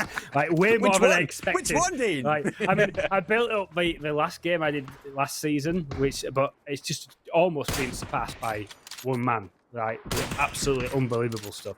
But yeah, I mean, like, now they are holding them out, but it's almost what they have to do, right? They have to get rid of these to give themselves space on this side of the zone. Teams now have to make the move. The zone has shifted again. Has played back down towards the west side.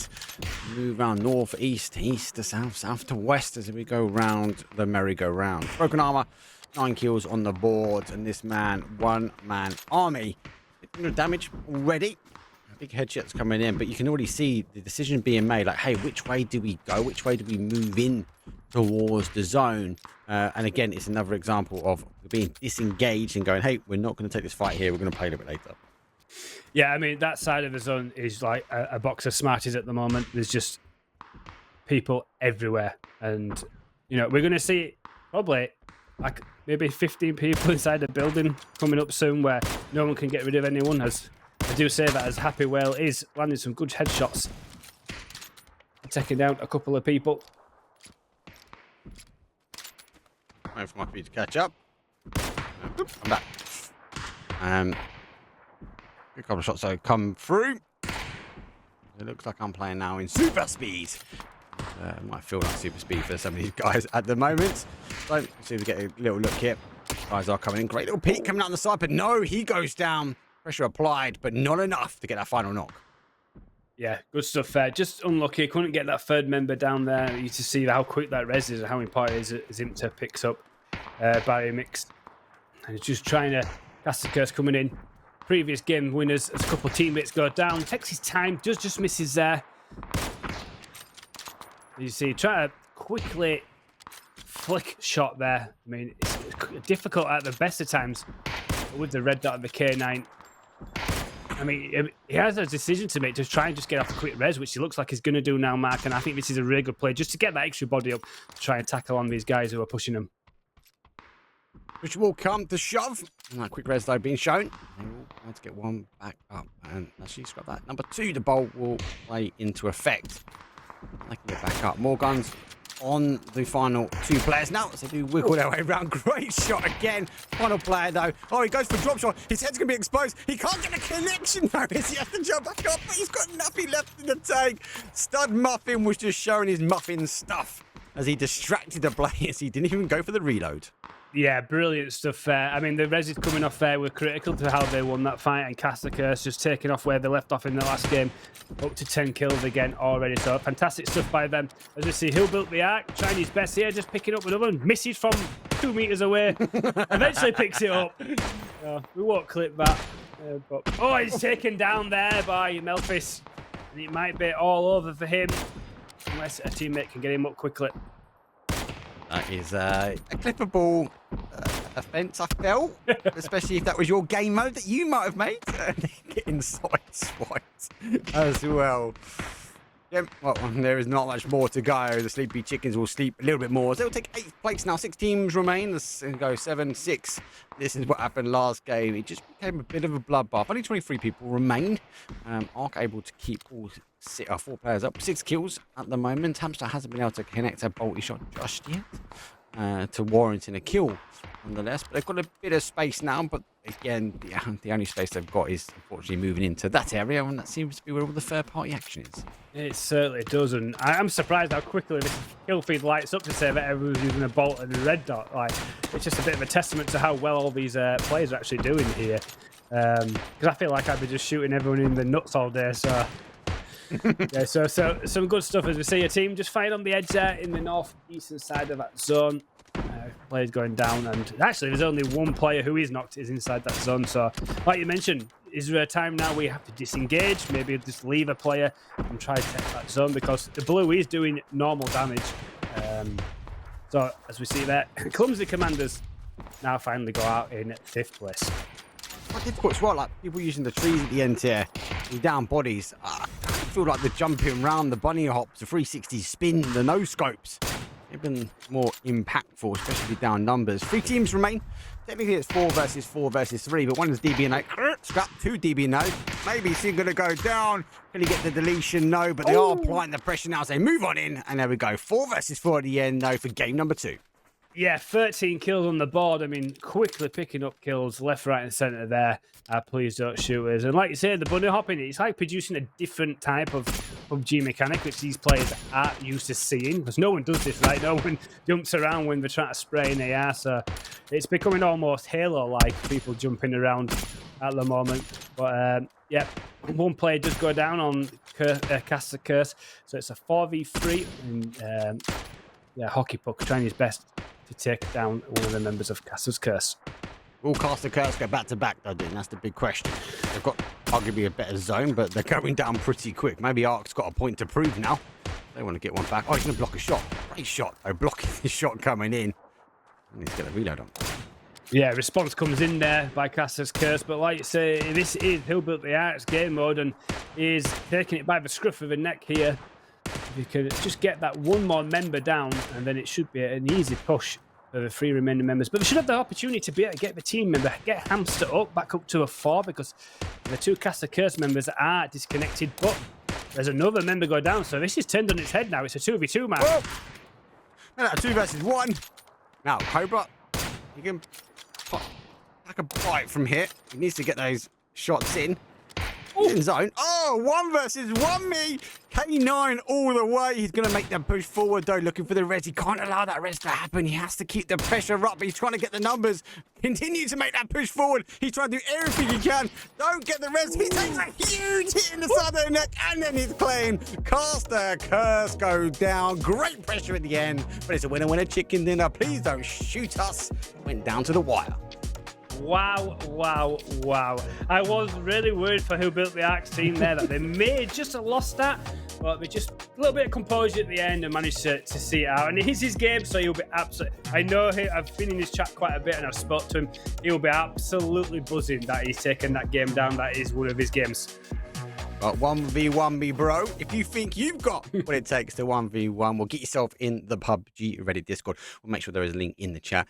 Go down to the custom game, find the lobby information, join with you and your friends, and be in a chance to be on the stream and get some points against your name, more importantly. If not, at least be in there for the 500 G points. Let's take a quick break. When we come back, though, it is going to be game number 3 of 5.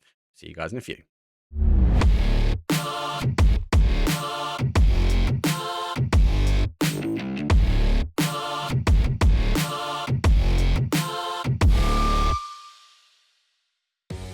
World updates to Tago, some quality of life improvements for training mode, and a new survivor pass.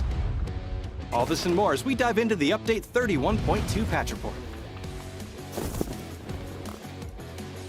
First up, we've made updates to some areas of Tago. The studio has been turned into an abandoned hospital, changing the layout, adding new buildings, and also a few more loot and cover spots. We also added a new bridge to the shipyard and improved the terrain around Hosan Prison, Songam, and Hosan to give you more strategic opportunities in this area.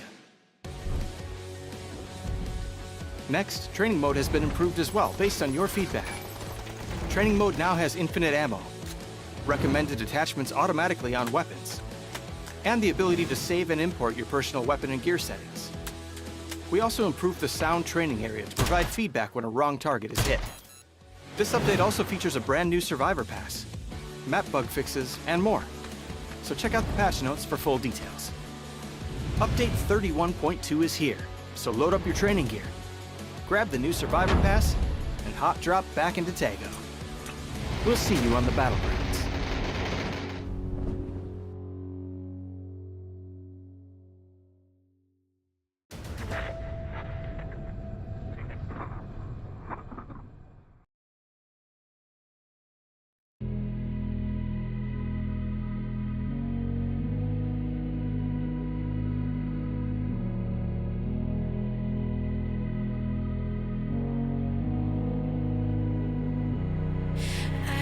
Sleep, yeah. Only miss you when I'm breathing in too deep, yeah. Am I just your little secret? I didn't hear the sirens.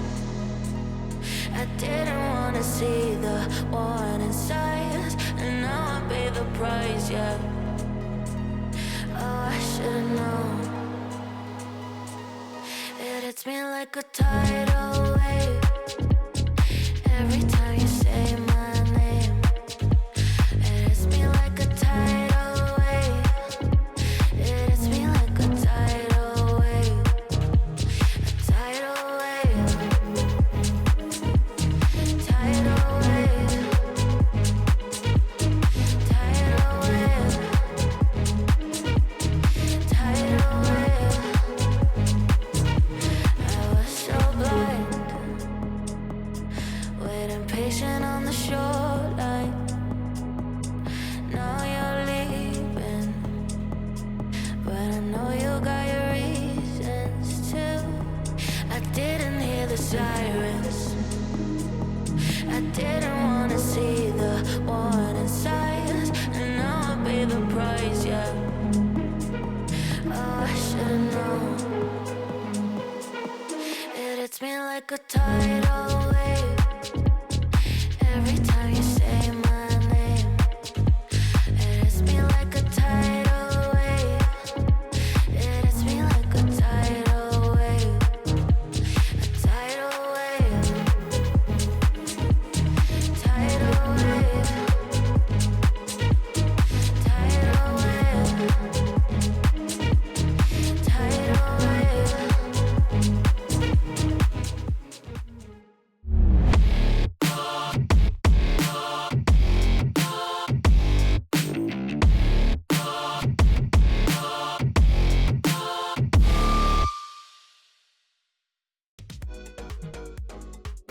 Welcome back, everyone. I was just trying to talk to the production to give them a clue, but now they've got no idea what I'm going to ask or bring up during the time. Anyway, let's keep on track, though, because I don't want to ruin the producer, though, for the first time working with me. Game 1, Game 2, insane. I actually really like it. It has been really, really good so far. Some great plays. We've seen some individual players really shining, but also some really good teamwork that has been coming in. Let's have a look, though, as well, I suppose the scores and the doors after that team. Game number 2, though. Please don't shoot us after maybe getting disappointed. They had to win that one, though, didn't they? Had to win the game mode that they put on the board for the evening. Yeah, quite true. After dropping his top spot in the leaderboard, he came storming back, and I didn't expect anything less, to be honest. He's an extremely good player, plays with a good team, great communication. But Caster's Curse, they've turned up today. I've not seen any of these players in previous months, but they're really putting a show on themselves. So some excellent stuff from them, who came into second. Third place, as you see, the Rapid Leader Reloaders, obviously the team that I played with in last month, and then Blue Zone Zorros in fourth place. Not too bad. What does that mean, though, from the season leaderboard? That's the biggest thing. See, changes a few little. I'm still up there. The Arc still doesn't quite make it back. But Dean, let's just have a minute's silence. You unfortunately are no longer on this season leaderboard, but you'll have to come back. But some great players here, and rightfully so. A few have moved up, a few moved down. I'd see Fury is also climbing. Yep, it's looking just as It did previously with Hockey Puck and Hilbert the Arc sitting at the top. And yeah, as you mentioned, I didn't want you to mention it, but I have dropped out of that top 9 places now. So I'll have to decide whether to come back playing or be casting next month. I'm not too sure what Garbo will have in store for me, but yeah, you know, these guys are putting a great show, so I don't mind at all. That was a brilliant game. And Salaka then, I do apologise if I get the name pronounced right, but Savlakarin with the 8 or 9 kills was absolutely unbelievable, Mac. Unreal. Insane. It's all about get on these shoulders, mate. I've got the canine guns to deliver a punch. That was really good. I did really enjoy that game. But what we got? That's game 2, game 1 done. What's coming up though? Game number 3. What crazy mode they'll have for us now? Well, we have to. About those first 2. Run, Forest. Consistently moving zone. Maximum, obviously, airdrops of 5. Secondary 5. This one is about speed, obviously, part of the name, because you don't stop. You don't get those pauses times. The moment the boots hit the ground, the zone will keep on moving out. But there's a big note. This one, though, is PvP. It is, yeah, and there's a lot of players in this in these customs that do predominantly play TPP, so we have to mix it up as well. So they've been waiting for this moment to shine. So we may see a completely changing shift of play because it's a game mode that, like, let's say Who Built the Ark and his team don't play, they may only play FPP, and it is a very different type of playing. But yeah, like you say, it is running constantly. So if we've also seen this, haven't we, Mac? We've seen people dropping really far away from the zone. Now, whether we see the end zone again at the start of the zone, we don't know. If we do, then you cannot be dropping at the far side of the map, which means we're going to see absolute chaos, Mark, if all 60 odd players, 70 players, whatever we may have, all landing in that first zone. Well, we will see some chaos, but one thing that's consistent though, that is our new missions. For those that don't know, or for those who are seasoned vets here, it's irrelevant because this is brand new tonight. Tonight's missions: boom boom, low meds, and driving license, where you get a chance to bag some more points on the board. Now, there's a couple of notes here, guys and girls. You cannot do a little bit in one, then another bit in another game. You have to do it all within that same game. So, for example, if you're going for boom boom, if you're going to destroy 5 gas cans this map to bag yourself an extra 2 points, you've got to do it in this game. Now, obviously worth noting, the 5 gas cans can be destroyed in any way, shape or form, whether you stack and destroy, or you want to throw them out and set them on fire, however you want to do it. But you've got to do all 5 in this game to be able to count. Plus, you also need to survive 3 minutes. You can't just drop. You can't put the gas cans at your feet and blow yourself to destruction, because at least 3 minutes need to be on that clock before you bag those additional points. Once you've done it, though, you've done it. Take that mission off. You've got a couple more games, though, where you can go and try and achieve mission 2 and mission 3. Low meds, not my cup of tea. I'm a man of meds. I take multiple shots, so having the ability to not pick up more than 5 bandages, well, that's a bit dangerous. That'd be a bit dangerous for me. But anyway, game number 3. What's your expectations for this one, though? You've seen this start of Game Zone before. This should be for the fast. So yeah, this game mode is fairly new. It's slightly adapted to a game mode where we used to play called King of the Hill, where it was a blue zone that constantly came in to the end, but it was 100% damage on the blue zone. So if it touched it, it killed you instantly. If that's not the case this time, it's normal phase damage. So phase 1, you'll still tickle. But the problem is, like you mentioned in that run up to the game mode, is there's no break. So there's no, I'm just going to get to the zone and then I'll heal up and we'll get going again. That won't happen. It's literally all the way to phase 9. So you do not want to get stuck. And if you are miles away and you are running, you literally are, unless you are medded out of your head, you're not going to make this. So vehicles is key. Vehicles is absolutely key. And that comes from the rip, right? So when you're on the flight path, you might want to be looking, if you are a team that go a little bit further away, if you are a player that wants to take my time, get loot before moving in, it is about not getting in that hot drop. So you might want to try and figure out where you can get those cars, maybe move up, but keeping cars alive is also going to be key, making sure those tires aren't set before you kind of move your way back in. Now, this is a game mode that kind of speaks to my heart. This is one of my favorite ones I was looking forward to tonight as well, because it is about speed. You're going to have to clear teams that are in front of you pretty quickly. And more importantly, though, I think it is going to come down to how many meds you can carry and if you have the vehicles to do it in there. We're getting ready, though. Game number 3 will be underway. And I'll be interested to see. It seems to be the Caster's Curse and the Ark seem to be the 2 runners. Are they going to bag game 3 here? What's your early predictions for chat? I mean, Hilbert the Ark in last season didn't have a bad game, so he was consistently, even though we won a couple of games, he's always there. So I'm expecting no difference. But Castle Curse, likewise, have been solid. So, And it's back to normal guns, right? It's back to standard PUBG and weaponry. You know, it's just like the blue zone is a little bit different. So as you can see, the zone has shown itself. And we're getting a lot of people. It's a big one this time, so people are probably just going to drop within that. So they shouldn't have too much to worry about within the first 5 minutes or so, Mark. Nope. 19 teams, 73 of you amazing PUBG community players are on the Battlegrounds. If you are new here, you don't know what the hell's going on or what are these crazy zones, well, just blame Dell. But after you've done that, make sure you get yourself in the PUBG Reddit Discord. Been a chance to win it, get your points on the board, and be part of this season. As I said before, if not, make sure you've been a chance to win yourself 500 G coins. It's all in the Discord. Information to follow. Make sure we get the guys and girls and all the amazing mods in chat. Make sure you've got the right links. A couple of drops though come through. We do see the same. That was the big question. But back to normal guns, back to kind of normalish game style. But boots on the ground, the zone should start coming on in shortly. Yeah, as you can see, it's already moving its way in now, I think. So there's just a couple of teams outside the zone, but they're not too far away. They should be able to grab a couple of vehicles and get themselves in there as well. But what people got to remember is that as soon as that hits zone, you got it. It just keeps going. It just keeps going. There's no break. So I just wonder whether people's muscle memory of just standard PUBG. Obviously, there's people with thousands of hours of PUBG, and you just get into routine of like, right, zone's done. We've got a couple of minutes or so. But this doesn't happen this time. It's just boom, it's coming in, it's coming in. I just wonder if that'll catch a couple of teams out. Well, while we catch a couple of teams out, don't forget though, this is one of our content creators, Happy Well. Make sure you go give him now.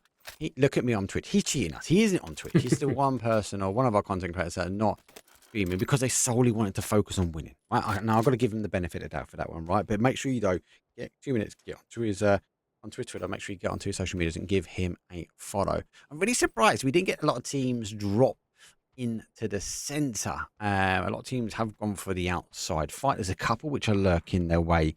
I'd argue to say second tier, phase 2, but really no one in the middle. And there are some compounds. There's some compounds in those crossroads along that main road that will divide east versus west. Obviously, there is the river that also divides it as well. So, surprise, surprise that we haven't seen people take those compounds early.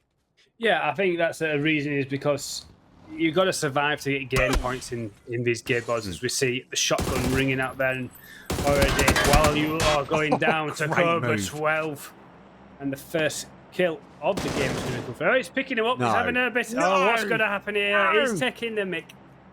Toxic. Love it. Gotta love it. Gotta love it. Gonna keep him as a prisoner of war for time to Tago.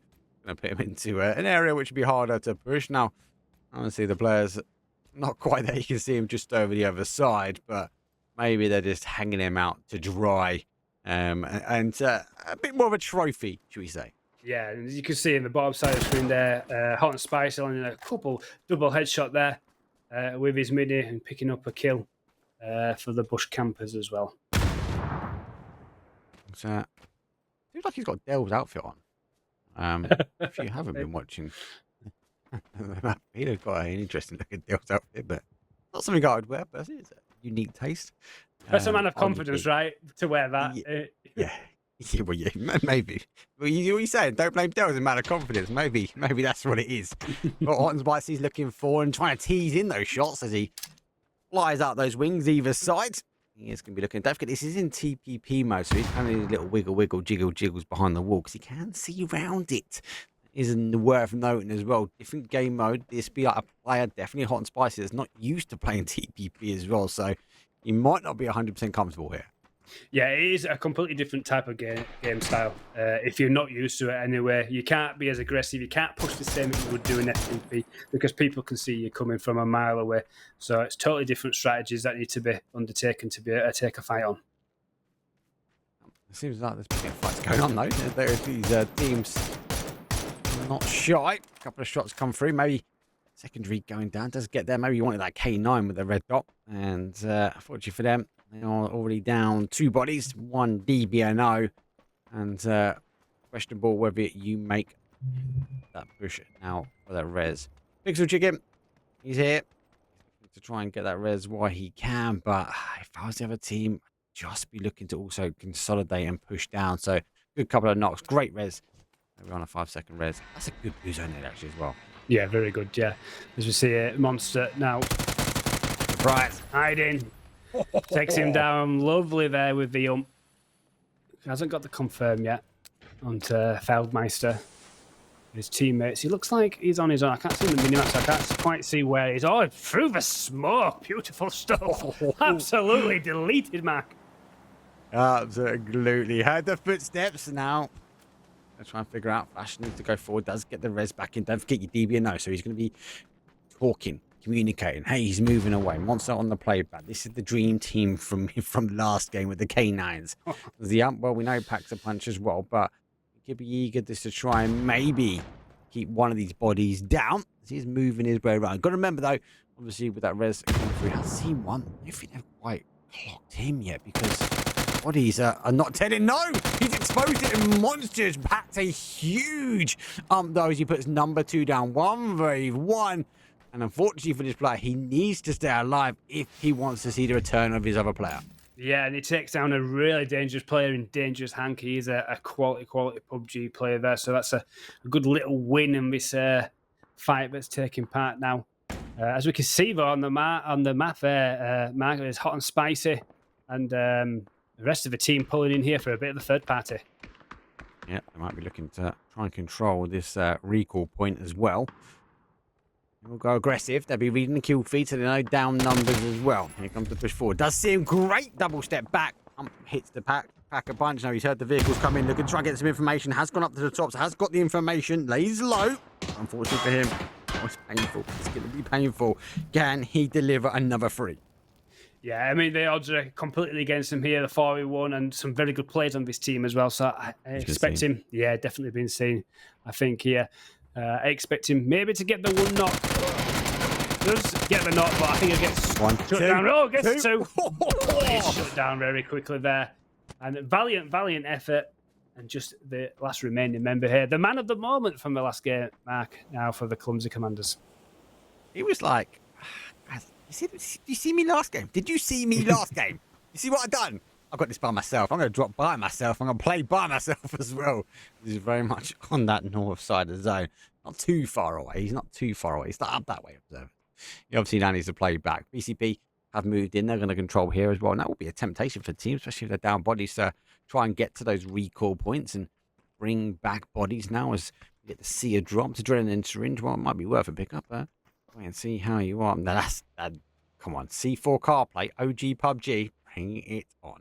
Yeah, I saw him there pick up the MK14 plus the level 3 gear there. So let's keep an eye on him. That weapon is one of the best, probably one of the top 3 weapons that you can pick up in this game, as the zone does make a pretty decent hard shift up to the north. One of your top 3? I'd say so, yeah. Yeah. Oh, go on. You're a 7.62 guy. That's I mean, that thing with the red dot with the compound and everything, and you start getting close range and put it on auto is lethal. Right. Come on, give the community what they want. What are your 3 guns? Any gun. Any gun. I mean, you've got to pick up the P90. Yep. The P90 has to be everyone's top. Has to be everyone's top number 1. It's devastating. Then I'd probably say the MK14 is absolutely lethal. And then because sniping is so enjoyable in this game, the ARM. Oh, no, yeah, in fact, no, not the ARM. The Lynx, which is hardly ever spoken about because it's so rare. The Lynx is unbelievable. But we just don't see it enough, which is a real shame. Go to AR? AUG. Yeah, they are. I think the AUG, since its little changes, is really, especially with the muzzle brake. The muzzle brake's a bit of a game changer, I feel, in PUBG in the last update. The rest, I agree with that. P90 has to be number 1 for me. Do you know what my other guns I go to? I wouldn't go to. I don't really go for the other crate weapons really. Like maybe a FAMAS if it's there, right? But I'm a creature of habit. AUG, MK. AUG, MK. Yep. They're in my top 3. MK12. Yeah. It's good. It's good gun. Yeah. So it's overtaken it's the mini with the grip. Exactly. It's overtaken the mini. The mini was quite a popular one, but I think everyone really enjoys that MK12 now. And if you get time to get into a prone and get the bipod out, you can laser people. With it. Wait, look, Castle's Live. They back game number 1. So close for game number 2, though. Whistled away with the 1v1. Again, they're going to be working their way around, but back towards the action. Gee, someone get caught with their And in the cookie jar, Groza also has picked up the cookie jar. That's another gun that can pack a punch. A lot more teams now moving their way in. Don't forget those 500 G coins are up for grabs. But you've got to be in the Discord to be able to win it. So you're not be hanging around here. No drops in chat. None of that nonsense. Get yourself in the Discord. Why? Because you're going to get the information for the next game. And I'm looking forward to. I think you thought that was a player then, but yeah, just I've done that before. I've sometimes see plant pots in windows and think, oh, is that someone? But it's not. Yeah. Have you done though the crazy doll baby in the apartments? Because that scares the life out of me every time. When you try and breach the apartment, you go into one of those rooms and that crazy doll baby is just sitting there. When you check your corners and you sweep round and it's right there, it's like, oh, and it's looking into your soul as well. Look straight into your soul. Never play PUBG at night time, guys. As you see there, who built the arc, picking up another kill. So he's doing pretty well again. You know, like I said, he does solid work in every single game. So I expect nothing less from him. As we see Cobra 12 trying to get 2 of his crate drops and going to see what's in the box. What? What are you doing with this gun? This is my worst gun. Oh, M16. It's the one gun. Even if someone was to directly steal, I still couldn't hit him with the gun. It's the one gun that curses me. But it looks like MI6. You can hit a few shots with these. Yeah, I don't think the damage. Yeah, I don't think the damage indicator was quite on there. I'm pretty sure the guy took damage then, but we didn't see actually the number pop up. One of the worst guns I would say, especially ARs. I think people love it though. Yeah, they do, and like the mutant is considerably better, but I'd still never pick up the mutant. I think the mutant is underrated massively. I think not a lot of people play it, and I think this, when someone gets good at the mutant, they can be really deadly. We see a lot of teams though on that rotation away because the zone shift has gone back towards that northwest. So everyone is not just sending it because there's extra drops on that side of the map. There are plenty already down, but everyone's kind of repositioning. They're trying to find themselves now a new home as they do whistle past hot and spicy for bush campers now at the moment. For those obviously asking about chat, and obviously I've got a few private DMs as well that want to get in. Just get in, guys. Doesn't matter what team you join. There's no structure to this. It's all based upon you. You're an individual user. You can play with who you want to play with. Play with your mates. Don't play with your mates. Play against your mates. Why not? It's all your stats. Look at some stats. Hot and Spicy, 57th place. He's only played 2 games so far. 10 points on the board. Average for 3 kills, 4 knocks. He is hot and he is spicy when it comes to kill feed. Yeah, he certainly is, and as you mentioned, with the crate drops coming in before the game side, it is maximum. So Dells has ramped it up, so they come in quick, never look and at fast. They are more everywhere. crate anything. Everyone's gonna have level 3 gear, level 3 weapons by the end of this. So no one's gonna have an advantage of just having a level 3 vest and helmet and a grows. Let's say everyone's gonna have whatever loadout they really want.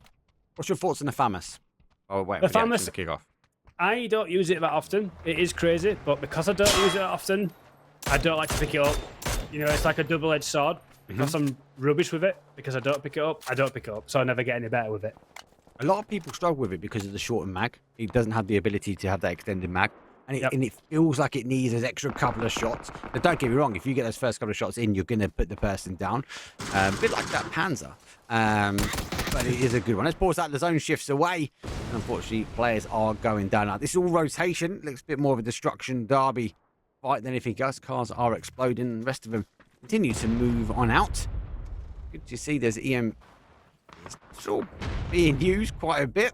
And a few people still driving around. A few car fortifications come up. And a few bush warriors, though, are lurking in wait. Yeah, King, I hear. Just been a little bushwalker. Has he been spotted there? The grenade went out. I didn't know whether the grenade just going to land at his feet there. But, has an opportunity to jump here as we see biceps for pan smashers. Just a 1 kill for them at the moment as kill feed stats light up. His team member does go down from a distance. And there's something that's new in the Observer now, Matt. You can actually see like the res, the logo and stuff. That's a new thing that's come up as well. Been some great ads for you. You can see here how many meds they've got, where the pins are. It's been a great addition from PUBG. It does really bring a lot more detail. Now, back towards the action, there's a lot more happening here. BCP have lost 1. Res are down to 2 as well, but their compound's been breached, his own breaching away as well. Oh! Unfortunately, one of our content creators fall down. 15th place for them. An early death, arguably now. A lot more. The team, well, they're going to have to get med in, and now they're going to have to get moving on in. A bit of an uphill battle here. This is open train. Hopefully, they've got the vehicles. As we said before, the zone is not going to stop. Continues going through, and, well, at least if it wasn't your vehicle now, it is. Yeah, extremely busy on that south side of the circle. You just see Hubert trying to get himself into position here and give himself a better place to call home. But he is getting lit up from all sorts of angles here. And the structure gent, good player. Played with Hubert the Art for a lot of the seasons. There's more crates coming down as winner. Tofu Dinner eliminated in 13th position. That's a great name. That is a great. Please don't shoot us. We've got the Ark. Having a little peekaboo over the top. Looks down. Now gets the ginormous chicken outfit. Shooting. Oh my god, Hot and Spicy put 2 maybe. It is the skin of dreams. And it gives you an extra little bump because Hot and Spicy's making it look good. Absolute brilliant stuff there. The res could come off because it is only a 5-second res, so he's going to have to make a decision. He's Hot and Spicy, and he is coming in with the vehicle. I can imagine a cooked grenade drive-by coming here. Is it gonna? It does what it is as well. I can't see the tracer. Back. Oh! Whoa! Someone cooked that man a chicken because he is wibbling those fires on the side of the mountain. Couple more kills, great shots coming through. He gets another one down. He saw the last game and was like, hey, I can get those kills. Wow. Give me 7-2 DBNO. Forget about my team, people. I'm moving in, duck down. Oh, gets down just in time. Huge damage, makes a little re-peek as well as the boys get confirmed out. Final player now for BCP is the Hot and Spicy. Yeah. C4. Oh. Yeah, I mean, we spoke about him a couple of times before. He's an excellent player, and he's just showing that absolutely beautiful here on stream, just changing back and forth to player, taking him down. And, yeah, what a nade. I mean, I wasn't sure what was going to happen because we didn't see the tracer, so I was like, that's what I would have done, is just throw that grenade, and he got it absolutely pinpoint there. Remember, it's TPP, guys, so obviously you can see the player, so he's having a little peekaboo. He might be looking to try and get some more util. Going to pop a smoke. He wants to make sure that he's not going to be subject to what he just delivered. Which the car has rolled away, so it's not going to be able to provide that cover. And see the Sweden in the background now moving the way in. But look at the damage. He's on a K of damage. That is insane. Mental. I mean, there's 22 people still alive. He could easily get 1,500 towards 2K. I mean, it did look like there was a 3-man team pushing him at that point there, so we'll just have to keep his eye on that at some point. As Fury taking a lot of damage here, throwing the smokes down for a bit of cover and taking himself like a sleepy chicken is eliminated in 9th place. Chicken's out. Comes out Fury. Oh no, Hot and Spicy well. He's got the peak, he's got the angle. He should put him down here. Oh, he's able to get himself towards cover. He's moved. Hot and Spicy dropped his shoulder, but he's dropped himself down. And now, what a move. Fury on TPP. Put himself behind the rock to cover. Went peekaboo with the molly. And Hot and Spicy's like, nah, mate, there is no way I'm going to allow you to dump on me. Good play from him, but he will fall short. A great amount of kills in the end. Yeah, I mean, unfortunately for Hot and Spicy, he came against an extremely good TTP player there, used everything to his advantage, and as that rolled out, I thought it was only going to be one way, but valiant effort there from him, and yeah, excellent stuff from Hot and Spicy. Yeah, big shift. It'll be quite difficult now driving the cars because of the amount of drops that are littered, more like landmines for these players, but they are going to be able to re-vest up now. Fury using this for advantage now. Doesn't quite get the connection spray. Will come over the top as well. Doesn't quite get the damage that he wants to be delivered, but he's got util. Still got another nade in his back pocket. Plus that molly. Just needs to ensure that this wrap doesn't come round. These two players could maybe move round to the right-hand side to reposition and rethink this. Yeah, I heard the silence. I think it was the P90 in hand of one of them here. Yeah, it could have been the Groza actually. I'm sure. But yeah, it's what a gun to have in this as they're trying to crest this hill in front of them. And the TPP makes it so much more different fighting compared to FPPs. When you fight on a ridge like this, you have so much more info as teams are trying to peek over. But everyone's doing the same, so you know it's same for each of them when they're trying to peek back over. As Fury's taking shots from distance there. 8 kills on the board for them, so much better return from a game from them as to 2 pretty quiet games considering their standard usually. It's difficult. Look, I can hold my hands up. I'm not a TPP guy. I can't really play TPP. I play FPP and TPP, and you're at a huge disadvantage. You're at a huge disadvantage because it is a complete different game style and game mode as well. Like if you want to run people over. Now, see back there, jump high, doesn't quite check. Oh, he drop shots him though and gets himself into a top 4. I thought he was out. I thought Matty had him banged 2 rights, but he drop shotted himself. That lid has now gone.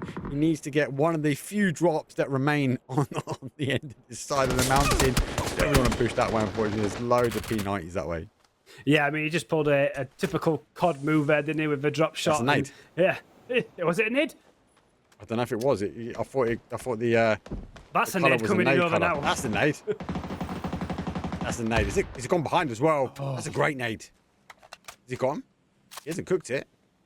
It has blown, yeah. I don't think he picked up their Cobra running the MG3 and a P90 and full pretty much health level 3 gear. So he is a force to be reckoned with. He could just spray straight through that smoke and cause havoc. The Roaring Reindeers, I think it is. It is. P90, one hand, MG on the back. He's arguably he's got enough to get through. It's 4-3 versus 1. No, whistle quite well.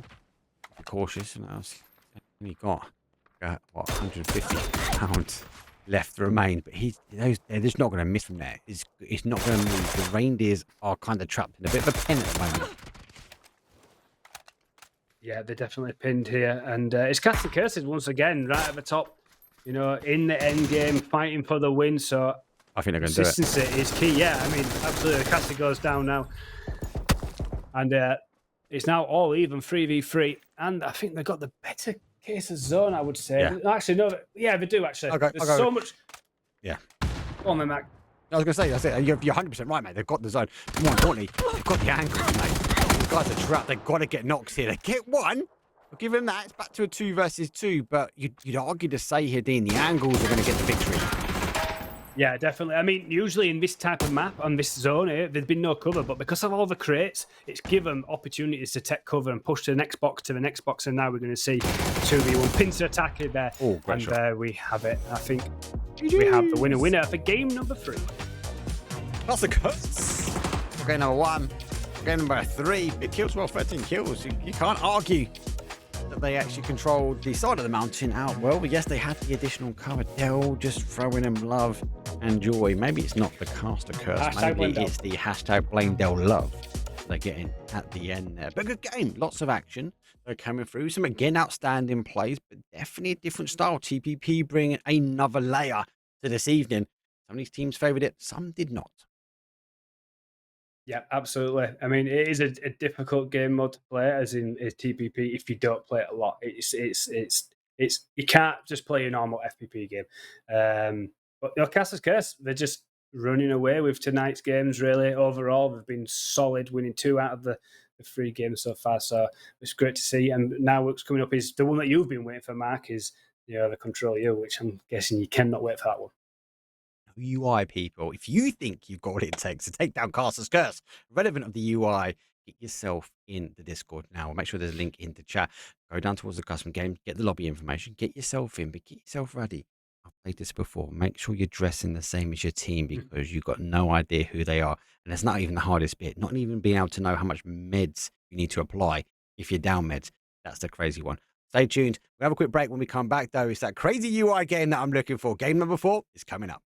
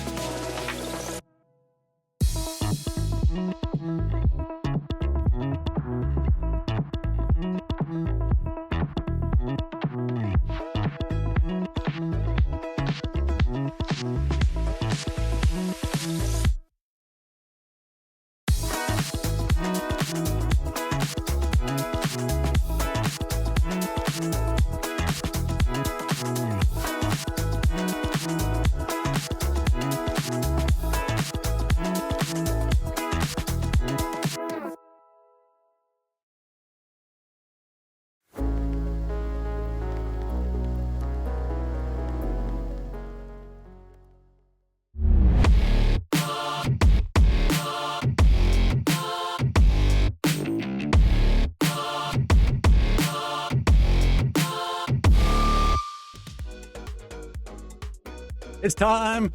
Game number 4. We've got 5 though up for grabs, but this is the one I've been looking forward. Why? Because I've played it, Dean, and it is mental.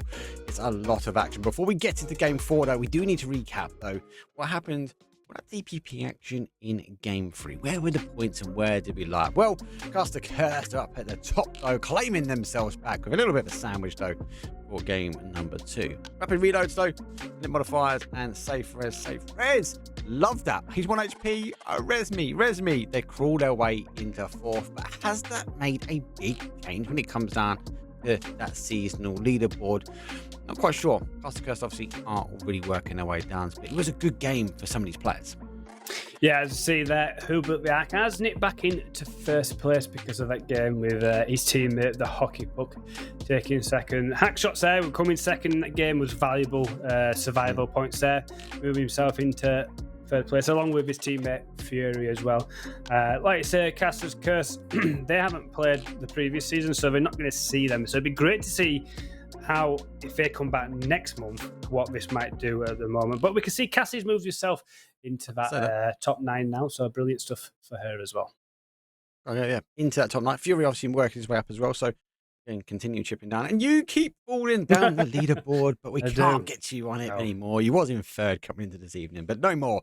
Get yourself out. You're casting for this evening. Well, look, there are 3 games under our belt. As I said, it is best of 5 this evening, but it is game number 4. What is game number 4? Well, it is going to be organised madness. No UI. If anyone's thinking what the hell that is, that's everything, guys. Everything, guys and girls. You don't know what you meant, is, and you don't know when you need to med. Can I put a boost on? Can I bandage? Have I taken a shot? Was it a headshot? Is my vest gone down? Who's my teammate? Where's my teammate? There's none of that. Absolutely none of that. And like the med thing got me when I was playing this one. And yeah, we kind of had a fun solution. Like our team was called the Power Rangers, right? And we was all dressed as Power Rangers, so it's quite easy to identify. But even basic things in like the zone, like, hey guys, that's the blue zone. It's coming to us. Is it going to stop at our feet? Is it going past us? Do we need to move? Which way do we move?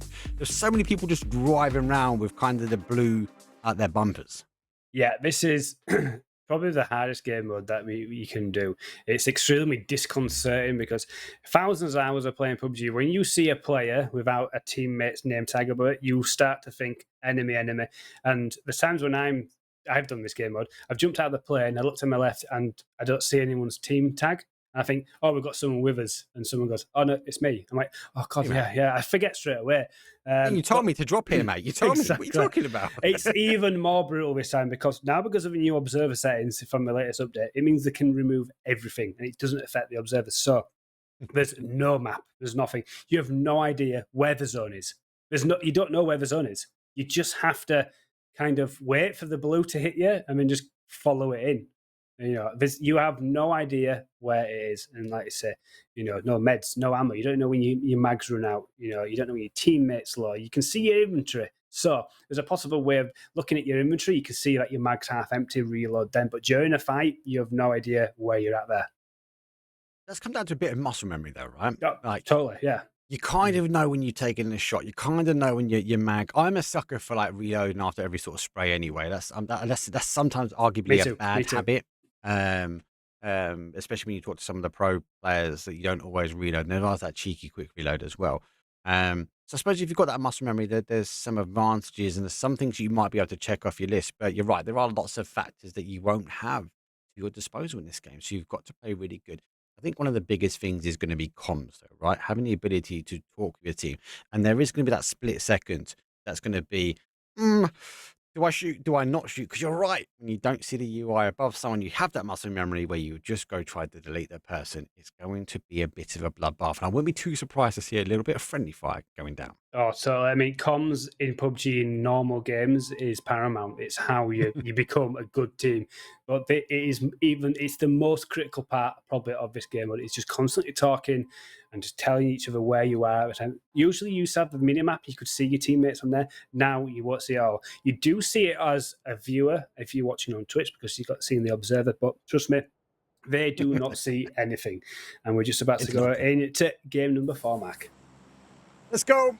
It's around good time. We've got a wonderful playing path that is coming in from that east side, going straight down towards, I would say, west, pushing down towards the southwest. But it goes through the heart and soul that is the OG of Erangel. Over Pachinki, as I said, yeah, the guys and girls will not be able to see the little mini map. But this is a map that they know a lot of. Actually, when I played this one, it was on time to Tago. And Tago is quite hard. There's a line, especially if it's a map you're getting used to. I would have hated it if it was on Rondo, personally. And the zone, obviously, at the end. We can see the zone. They have no idea. So a lot of teams might be thinking, hey, let's just go towards the middle, right? We could stand a chance. The zone might come down to us eventually. But it's actually the teams that are going late. They will soon realise that they might find themselves in zone. But they've got to question, Dean, how much water's in, because when you see the water's in zone, you know it's going to eventually got a hard shift away. That's true. Yeah, I mean, we can see from the previous games where we've seen the zone and the players have seen the zone. Most of them have gone in and around that zone because I know it's just going to be easier. As you can see from that spread, they've no idea. They've just landed. Probably looked at like a reactive drop scene where people are. We see a punch out going on at the moment. Chicken fight! Chicken fight! As you see, MI6 taking down Hot and Spicy. And Hot and Spicy's cooked and he's now out of there. Love it. I would have loved to be in comms. Is anyone dressed as a chicken? Anybody dressed as a chicken? No. Get the chicken! Hot and Spicy, who had such a good impact, though. The last game is down. The team needs to get the win if they want to stand a chance of getting the blue chip. But you've got to remember, again, there's no UI. He's got to remember exactly where he's fallen down.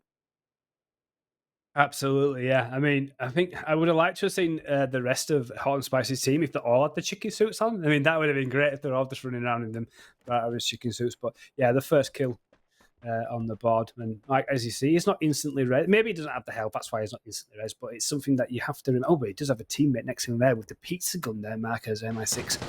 Looking down. Oh, that punch, mate. Lasers him. He doesn't know how much med he's got. This is the problem. He's up. He's got a gun in his hand. He knows that the DP has been hitting hard, right? He's still not medded. Let's argue to say he has got a bandage. I think there's an element of the kind of the adrenaline that you've got nothing on your screen, and he is sort of focused in. Both teams receiving losses. Both teams now making the push, but that's why I'm worried that even as a full health is going to pack a punch, let alone having no health. Yeah, I mean, as you can see there in his util there, he had a first aid, but he hasn't set as just bush campers do go down. But yeah, like you say, we have no idea, and he still hasn't used it.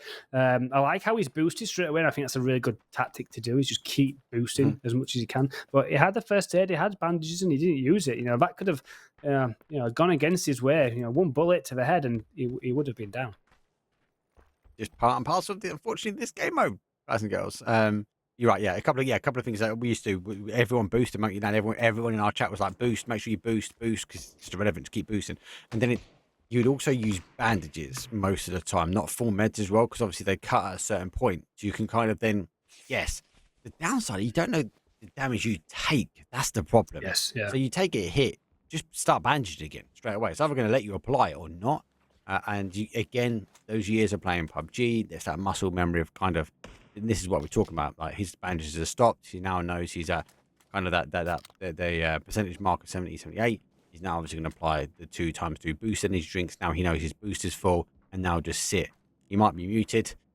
Bicep might be at the gym, but that was a really good example of actually, do you know what? You might not have the UI, but use what you know, bandages and double boost. Yeah, it's about, just as you explained it, he just kind of explained it for us. It was a perfect example of just knowing the game so well. Scripted. Yeah, we talk about it's not script. You're not seeing it. It's on the second screen. It's what the guy sent through. We have to read it word for word. It was perfect. He just bandaged, knew that it was at like 75%, and then just stuck his boosters in, and he knows in a couple of seconds as we see it. Oh, there we go. My team? Oh, no, that's a good use of ammo. I need ammo. Yeah. Love it. That's good. Not a lot of people use that. Like, that is a big shout to Koho. He's a team coach for a team called Team Ascend, which is very much a German team, for those that may not know. He screams about it all the time. People do not share meds and ammo like that way, and they should do. Especially like some people just die jumping into shacks or jumping around shacks when they could have just gone share the meds, share the ammo. That's a good example. It might even be a good example to try and figure out who your team is as well. But unless someone actually grabs the ammo. But good use of some of the additional features, which we don't get to see all the time. No, you don't. It's quite right. But you could just see the apprehension on the ADSing, just because there's no. You just think, are you going to shoot me? Am I going to shoot you? Do you know? Yeah. Like, there's that bit of like tenseness there with just looking as we see Zimpler picking up Dark Rider there. And we may see Monster and the rest of Cassid Curse, who I believe they've played most of the free, man. Am I right? All as free. Yeah, wow. All as free. That's so impressive, then. Oh, he got shot by his own team there. 100%. He got shot by his own team. Because he looked back and went, whoa, it's me, guys. It's me. And we're going to see loads more of that, especially once obviously once the zone starts to condense near the end. Like, no one knows who's who, especially when smokes are thrown down everywhere. You'll just see the kill feed light up, and it'll be team killing everywhere. Everyone's screen will have that bright red team killing. You know, you obviously you must have had it before. I mean, I've had it plenty of times. You know, that'll just light up everyone's screen later on in this game. I wonder if the production team will actually get us, or has the ability to get us, the most team damage dealt. Because that would be a really interesting name and shame. Yes. Just for fun. Who actually, or maybe it was a little bit too trigger happy, came down to game number 4. But it's reluctant to shoot. None of the shots come through. I think they're kind of picking up where they are. So Monster, I'd say tagging, because there's no point tagging because no one's going to see it. But at least making the call out that he's behind the shack. Yeah, and there's also the thing, if these two are not like teammates like in a Discord and they're randoms, he has no idea he's knocked. Like, I mean, he may have seen it on the team kill feed, but if he's not really tracking it, he doesn't know he's knocked. It's not on his screen. He's not on his bottom left-hand corner that he's knocked. So he could end up bleeding out, but, you know, he doesn't even look like he's trying to get the res. He doesn't know how long he's That's got. true. I think it's part of the point as well. They don't know how long he's got until he actually bleeds out. So has he taken additional shots? Does he have as long left? They're all factors, though, in the bleed out. Like, what point do I go for the res? Well, you can't go for res when you get deleted out of there. But there's 1 and 2. Zimp is literally been bleeding out the slowest way he could have. At any point, the team could have played over to him. They didn't know the time remaining. Yeah, true. I mean, watching this now, I would actually really love to see like comp players play this. I mean, I've played with quite a number of them, and their comms are excellent. Like, but I'd love, this is like hardcore PUBG. Do you know what I mean? So I'd love to see how they adapt to this, especially playing against other comp players. Like, you know, let's have a hardcore esports version of PUBG where there's just no UI and just see toxic. who's the best. Like, you know they don't like change. That's true. This will throw him. This would throw him. This will throw him. This is a difficult area to play, though. We are in the containers, though, in that South George area now. They are going to sort of bunny hop the way. Braveheart may be using the bunny hops to communicate that this is me. There's another bunny hop as they communicate back. It's an unknown written language that this team has been delivering. Aaron, he pushes forward, though, and they do pick up a player in the distance. That mini a bit further out. That's actually, he missed the player. He missed the player making the move. He's missed him. He's actually made it across, I think. I think he has, yeah. He's probably going to get a red. I think his teammate has spotted it, though. He's left it. He's not resin. Nah, I'm not resin you, mate. No. You're gone. You're not in my Discord. He's able to put another one back, but he did miss it. He did miss that bumper cross. Yep, as we see another team or team members fall here, as we see Happy Well, one of our content creators here, just taking his time here. Just getting a little bit closer, running that ball. I do like to. He does seem to have the ball quite a lot. Is he going to land this shot? That brings him down to 1 HP there. And again, gets the knock, but I think... he went down to the blue, did he? Yeah, he did. Yeah. He should be able to confirm that. So a point on the board. Well, not a point, sorry. It's just a kill on the board for the Happy Whale. Yep. DBNO. Obviously, there are the little chips out. If he does pick them up, you can go get them back. You need to stay alive for that. And smashers, they're here. And they are in zone at the moment. These team will not know that they are in zone at the moment. So they are looking out for the blue, keeping their eyesight on the horizon. Oh, it's not going to come too far to them. They all see it condensing. 1 minute 38 before we see that. And we've heard the cars and the rotation coming in from hospital as well. So I think maybe the eyes are drawn that way. There's a couple of E-picks now coming into the play. That's another giveaway as well, by the way, guys. If you put down an E-pick, it obviously points to them. You know it's going to divide the zone. Yeah, so if you know the map well, where that plane goes over, it will take the division, depending on the time that you put it down. Yeah, quite true as well. And just to mention on the recall center as well, I mean, unless you actually know where they all are, you're not going to be able to find it, because if you haven't got that map memory, and map awareness of where most of them are actually based, you're not going to be able to find it to recall your teammate. 100% true. Obviously, commanders taking a few shots. What are taking up? A few aerial dangers to be coming.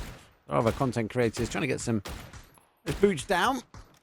It's pretty clear. I think it's quite an easy call. Anyone in the sky? Nope. Okay, we've got a couple of people we need to shoot at now as they are oozing their way down. Phase number 2. We are about to say goodbye to a few more. Age will continue to collapse on. Really high up as well, by the way. Yeah, indeed. Yeah, I've just seen the zone move as well. And it's quite a typical esports zone that we're quite used to that swamp and Turner area as Peaky Bison in play, which we don't have to see. But he's going to get rid of it. No, he doesn't. Excellent stuff then. Carrying most of the map's ammo in his backpack there with nearly 400 rounds. I need it. He's got the Bison. Actually, we got VSS in secondary. There's another content creator. I'm up in the swamp, just on the outside of the zone. Be happy when they see the blue stop at their feet. Very dangerous area to play. Very difficult area. Yeah, and they're actually fighting Hilbert the Axe Mark as well. So this is 2 content creators against themselves on the top of the leaderboard. So quite an interesting battle unfolding here. I'd argue to say two can feel like 22 in this area. Obviously, they need to avoid the cars rotating behind. Bit of VSS though in the kill feed as well. Res taken down. Those chickens, they'll be sleeping yet again. Please don't shoot. I think they know obviously they're taking a number of shots this way. Oh, he's exposed 1. Oh, the spray goes through. Doesn't quite get the connection needed. No knocks just yet. Oh, those guys, they're in a glide, aren't they? What a move by them. Just continue to fly around the blue zone edge. That's great strat. Some creativity. Of course. Yeah, wonderful thinking there. And at least you know your teammate in the back is your teammate, right? Well, you hope it is. Yeah. So you still there? Yeah, I'm still here. Yeah, we're good. Unfortunately for these guys, they will be out. One team will be in, one will be out from the zone. As it does come in, you see, obviously, I've got 1 DB now, so I'll have to get that res back in. Third party action going. The zone will shift now further afield. This is where these guys are going to have to get moving out. 16 teams remain, and we are losing them pretty quick as well. Robert has only played 3 games. Look at that, average kills 4.7. This is the guy that's going to put kills on the board. Yeah, totally. Yeah, he's been pretty phenomenal tonight for his first time doing these PUBG Reddit custom games. So great to have him alongside, giving us brilliant content. Is to see the Happy Whale throwing down the C4, but there is one person there, right? I think I can see him on the slightly different colour. He's on the roof. Has he heard it? He's not running away, though, right? He's gonna get. He's gonna get killed. He's gonna get killed because he jumped to the right time. Oh, yeah, he's gone down to 1. He's put a bandage on. You have no idea. You have no idea he's taking damage. True. He's put a bandage on. He goes for the shot. He gets the kill, but he's gonna go down himself. 3, 2, 1. He's not gonna get off on time. He's gone for a full med. He's gone. No. He again just didn't know. He doesn't. He cannot see his life. He has no idea. And do you know what he's got in his back pocket? Something that could have put him up very quickly. I mean, like for us seeing this, we can. It looks like a normal game, right? But it's clearly not. People can't see anything, so he had no idea what health he was on. You know, Even the rocks. yeah, and to do that flick and take out Happy Wheel with the M16 as well. It's fantastic stuff there. Why taking C4 damage? Why jumping off a building and taking blue zone damage, and not knowing any way of your life? Yep. Oh, in fact, this is the thing. if that's Take your a shot, teammate. get med. Yeah. Did he? Oh, he did, didn't he? Yes, he did. He wouldn't even know if that's his did he? teammate, right? That's Did he take a shot, or was it taken from the other player? I think you're right. I think he did take a shot from his teammate. And his teammate's now gone down. Yeah. That's what on board with Poparino. So he knows exactly where he is in the zone, which is ideal for him. Just going to get himself med up. Like I say, just doing what you mentioned earlier, Matt, bandaging up until that point where it stops. Get a couple of boosters off, and then he knows he's about 5 minutes away from being full health. A nice shot there from Seabag, taking out Safe Res going down in 14th. And then a couple more teams, and they're top of the leaderboard, eliminated. So Who Built the Ark goes out in 12th. Very early. 12th place down. Commando are down. They obviously opted to take 2 players, and four really high, only getting 2 down to the ground. Into Swamp. Don't get me wrong, Swamp, you can flex out a bit. It is an area which you can play really, really well. But Wow. Down. Is that now, if 4 there's men, one one way shack? to exactly know where exactly everyone on your team is on the map, you put them in one shack and pray and Wally doesn't come through the my door. God. That there's just keeping teams' comms alive. That's class, right? That is one way of knowing where everyone is. But a blue zone or a Wally, they're all cooked. Gone. Literally cooked. Llama. Bacon. Gone. We're having well done llama. Yep. What I'm llama for Saturday night. I really like actually how different individuals in the PUBG community break down a no UI game. Like, as I said, we all dress the same. Like, that's how there's an argument that some of these are dressed in the same sort of way as well, it right? looks very similar, yeah. Absolutely. They are all the same, yeah, you're quite correct. But some people like go, right, we're taking a shack, we're taking a building, and we're playing a certain way, we're getting in a glider. They're all breaking the game mode down really, really well, and you've got to give kudos what kudos is due. They've all got their little take on this game. I love it. Yeah, I do, and it's brilliant because it's a game mode that we never do in PUBG, so it's all new strats, and people are trying to find the best way of dealing with it. And, you know, some of them are dealing with it really, really quite well. See Seabag picking up a couple of kills there as Cassie gets taken down there by Nelts. Yeah, I was muted. Get the res back on. I'll be back on. They're looking for the third party action. There's some on the south side. There's a lot on the east side as well. We've got 11 teams, 27 remain. There's a couple of nades getting cooked. Does look back and try and pull the trigger. Talk about pulling the trigger. That's a great spray from the orb. The llamas have left the safety of their shack, but been greeted with a sea of other players. Yeah, and I've got to say, one thing I have not seen too much of, I haven't seen too many team kills when he gets knocked there. And I'm, sorry, Safe Res doing wonderful stuff. And is that another PP Bison ripping into Nil there? Done most of the damage, but it was another player.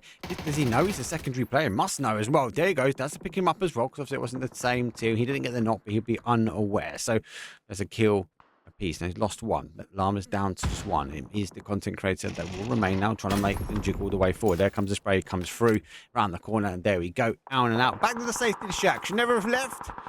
But 4 llamas leave, 1 returns. Yeah, excellent stuff there. A couple of players still knocked around him. It could have picked up a couple of more kills. Win zone. Yeah. The door. But as we know, the kills don't count as points, so he doesn't really need to flush them. It's just info being given out about his position if he's still got team members alive. But looks like a res is coming off just behind him, then just on that ridge. He's completely unaware. But like I say, back to the safety of his shack. And now he does know that them 2 players. And the grenade's going to come straight through the window or through the door, and it should be all she wrote there. Oh, Malama. Oh, I'll get the first connection. I'm going to pop a smoke just so he can get out. That would obviously identify Llama is in the zone now. So hoping to take a bit of third party action. Ooh. Oh, look at that. Bring me back some llamas. Get the transmitting. That's a nice little cheeky ad to be having in your back pocket. I think that's maybe why he risked the play out to the players at DB. He's gone out again. He's going to go look for some more blue zone chips now. But got to be cautious because the teams have rezzed. The teams will be looking to work their way in. It won't be long before he sees and he has to stay alive in order to get these players back. Phase number 5, 1 minute 17, and there are teams knocking on the llama's door. Yeah, and he is in zone as well, so his teammates can literally come and loot their own bodies back as well. So, but teams will be aware. They'll hear that helicopter come in. They'll be looking up in the sky, and some of them, and with the zone being so close, they may even get taken out of the sky before we even get to land. As we see the zone pulling in now, as Braveheart are eliminated in 6th position, and now, Mark, we do have our top 4. What, he's taking the tire out? Look at them, they're not going to be moving that one. It'd be good if you can connect up to a car and move it into zone. That'd be quite cool. I'm going to take this the revive station with me now. I'm going to move out. Let's get the whistle back. But we are down to 4 teams now remain. It's a 2 versus 2 versus 1. And CC did just drop as well. One's DBNO. So 3 versus 2 versus 1 as we come into the final zone. We see here Biceps trying to land some shots onto its Fury, but doesn't take a little bit of damage. So Billy there, just taking blue damage again. Just a reminder, no one can see where this zone's ending. No one can see teammates. So I'm extremely impressed where there's been a little amount of team killing. So people have really managed to deal with the challenges that this game mode poses. As we see Armor Llama finally going down. He goes down in 3rd place. And it's a 3v1. So my old teammate, teammates here, it's Fury, Cassie, and Hackshots, trying to get themselves the first win of the evening. And Biceps flex the muscles and put down 3. Can he maybe sneak himself into the team of the Reindeers? Well, I can tell you one thing. We're going to have a new winner out of our game modes today. He's got a lot of flashes. He's going to maybe flash his way into the end zone. That one could spray, but it's going to be the Reindeers. Well, they're going to bag. That's going to be a winner chicken dinner on the board for them. And more importantly, the rapid reloader, they clear out the end zone there. It's really good play for them, really good hold. But you're right, teams played that game really different, very creative. Some of these teams, from whether you're in a glider, whether you're just a llama in a shack, or whether you tried to play it as normal as you could do, and pray that you don't run or knock over any of your teammates. Yeah, absolutely. And I think, well, once we go to the break and we come back, I think it's going to be really interesting is that leaderboard, because obviously Hackshots and Fury were chasing down Hillbuilt the Ark, but obviously we're going to find out pretty shortly on that, Mark. Well, we are going to find out very shortly before we come back. As I said before, make sure you join in the PUBG Reddit. You're looking to be your last chance. Game number 5 is all holds barred. There is fighting to come up, though, boxing towards the end. But for now, we'll take a quick break. We'll see you in the final game.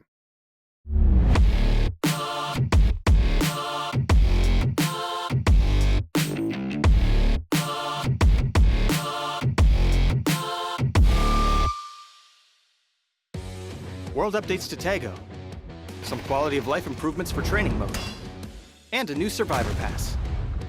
All this and more as we dive into the update 31.2 patch report. First up, we've made updates to some areas of Tago. The studio has been turned into an abandoned hospital, changing the layout, adding new buildings, and also a few more loot and cover spots. We also added a new bridge to the shipyard and improved the terrain around Hosan Prison, Songam, and Hosan to give you more strategic opportunities in this area. Next, training mode has been improved as well, based on your feedback. Training mode now has infinite ammo, recommended attachments automatically on weapons, and the ability to save and import your personal weapon and gear settings. We also improved the sound training area to provide feedback when a wrong target is hit. This update also features a brand new survivor pass, map bug fixes, and more. So check out the patch notes for full details. Update 31.2 is here, so load up your training gear, grab the new survivor pass, and hot drop back into Tago. We'll see you on the battlegrounds.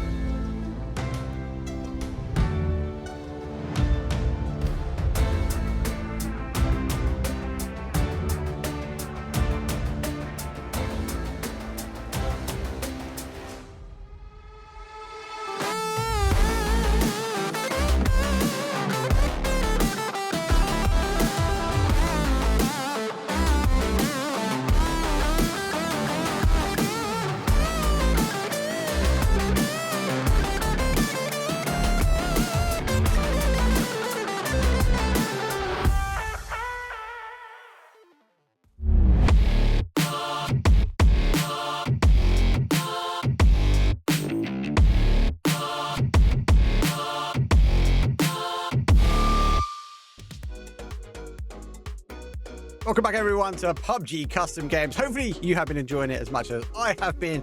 I am new here, but it is going to be down towards our final game, unfortunately. Before we get to our final game, I suppose let's go look back at that leaderboard of the chaos that unfolded. That was the Control plus U, aka no UI. As we wait for that one to come up, actually, quick recap on that game. That was mad, though, wasn't it? Even the players in chat at the moment are going, that was such a crazy game mode. Yeah, I can imagine. I played it in last month's customs, and it was difficult. And this one was obviously even harder. It was even more hardcore, with literally nothing but the kill feed. But like we say, we didn't see many team kills. I don't even remember seeing one. So yeah, so brilliant stuff from then. As we see the winners, Rapid Reloaders. It's actually my team from last month as well. Excellent stuff there, picking up the 10 kills. Second place, I was muted. Oh, picking up the 4 kills there, but good stuff from them. We haven't seen them up in that top 4 tonight. Content creator there, Arma, losing all my matches every time. Picking up the 3 kills, and Mark, yeah, comes the Commandos in 4th place there. Not a bad game. And you know what? It's good to see different teams actually getting towards the end there.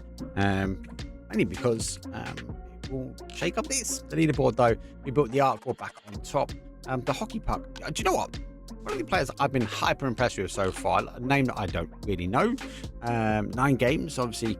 Mission points ×2, so already bagged mission points on the board as well. Worth noting that has been a new ad today. The arc top 4. But it's good to see names that I don't know, first and foremost, but the consistency of some of these players have been outstanding.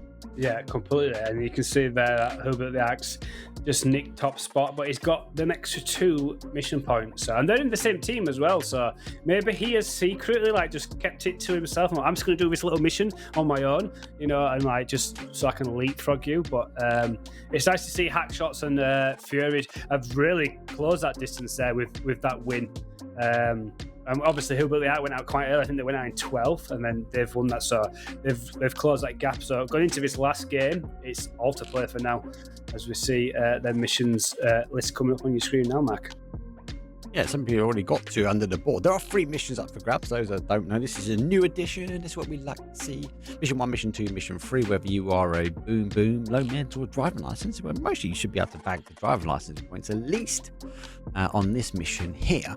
There's a couple of rules, though. Rules and regulations. For training and quality purposes, you must ensure that the mission is complete all in the one game that you're playing, so you can't spread it across multiple. The mission has to be all done and dusted. There's no sharing of it. You must also survive a minimum of 3 minutes before you can claim those points. But already we saw that leaderboard before. Some of these teams already have got some additional points as well. So I like this. A really nice addition to be had for leaderboard. Where's the leaderboard? Dean, he's already falling down the leaderboard. So far off, you can't even see him anymore. It's like a whistle. I'm going to have to go find it. See where I am. Claw his way back up. It is a definite shout out as well. The leaderboard is on the PUBG Reddit as well, and obviously it'll be live updated as the game's completed. Great new addition for the staff that has been improving everything you can see. And the Discord, for those that don't know, the lobby is open. Get yourself in. If you don't know how to join, get on Discord, follow all of the instructions on Discord and all the lobby information, and then just get on PUBG and just join. Well, it is unfortunately our final game. But what have we got up? You've already said to me, though, this is utter chaos, let alone the boxing match potentially at the end.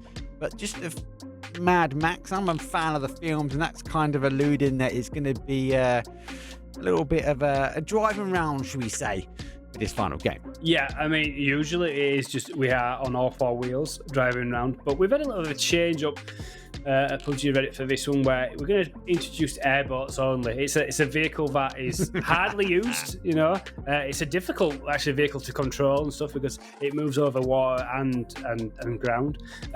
Usually we only have crossbows, but we're now introducing sawn-off shotguns. What I will say is, if you are listening now, when you get into the game, Dells is like the game creator. He will be flying around in God mode. If you've not seen that before, he will spawn the vehicles in for you. Do be outside if you can be, because if you're in a high-rise flat, he'll spawn the vehicle. It'll land on the roof and you won't be able to get up. Obviously, there will be other vehicles probably on the map if he's not been able to turn them off. I'm not sure if he can, but yeah, it should be excellent stuff. And Mark, at the end, this will be utter carnage. So yeah, I hope you do enjoy this. Yeah, it's been great to have you with these custom games tonight. So hopefully this one will be able to send you off on a happy tone with some pretty good action. Explosive Bang. Well, you have said this is the one to watch. I know the UI one is the one I knew about, and the other games have been outstanding so far. So, well, don't forget to blame Dell. Hashtag blame Dell in chat, and maybe that will eradicate all of the extra or additional vehicles. But yeah, this is going to be interesting. Hoverboats we know are not as agile as some of the other vehicles, so the ability to turn is going to be interesting. Yes, you can go across the water. Yes, you can go across the land. But the ability to spin, turn is going to be interesting. I want to know if the teams are going to sort of stack themselves up. Are they going to be greedy? Maybe are they going to be trying to go, actually, I need to get the driving additional 2 points and against my name, so I'm going to go find my own one. I'll see you guys later on in zone. Obviously, you can seat swap, etc. So there is no walls. There is no cover. That's true. Yes, with a car, yes, you can shoot people out of the vehicles, right? But when you've got a hovercraft, there is nothing to protect you. So anyone that is pretty good with an AR could be getting some of these kills quite early. Well, I mean, there's no way as to say it's just Oh yeah, crossbows, there's yeah. it's just crossbows But and shotguns. you are quite right on the cover. One thing it is to mention, this is duos this time. It's not squads, so the teams have to decide who they want to partner up with. So for the team, like say who built the Ark, he's got to decide like, do I go with my teammate who's right next to me in the leaderboard, or do I push him off to one side and then think, hopefully he gets killed? Do you know what I mean? Like, Toxic. it gets all a bit selfish now, you know. So it depends how competitive they are. If they really want to win this, and as you can see now, we're just coming out, and everyone's dropping out of the plane, Matt. We can see the huge zone there. This is quite usual, and if you just see just north around, you can see the PUBG Reddit. That is Dell's there flying around. He will spawn in vehicles for everyone, and yeah, I can't wait for you to experience this in its full, complete carnage. I love how people are going to Ripton, the one place You can't drive in there. actually, arguably, it's going to be useless for a vehicle. So, yeah, that's a game plan. That is a game plan, and everyone will just sit and wait and watch, and just to ensure that they get their vehicle sorted. But yeah, I can imagine there's going to be a lot of people at the end on this one. I think you alluded to it on the break. There's going to be a lot of people at the end, and hovercraft just can't earn. Did you try and stay alive? Do you maybe go for the rivers? Do you see people maybe play out towards the wind farms and work their way down the rivers, like trying to avoid as much chaos? If that's the case, that means we're going to have crazy amounts of people at the end. Yeah, I mean, people are obviously starting. This is why you need to be outside buildings. We made it clear at the start. You told him. Outside buildings, they're going to be on the roof, or they're going to spawn inside. The one thing is, people are trying to loot, but Dells is able to give you all the stuff. Oh, it just got down there as Stud Muffin picks up Starky there with that sawn-off shotgun. But yeah, everyone's given the weapons right at the start, so you could land in the middle of the field if you wanted. Yeah, and you think some of these vets. Pineapple and pizza, great conversation for chat, but let us know what your thoughts are on that one. Yeah, some people you can see the seasoned vets, right? They've gone for open training. They've just sat still. They're waiting for the vehicle. They're waiting for the gear.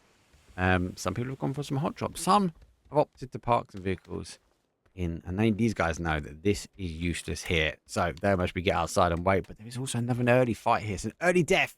One team already down, and the toxic duo as well.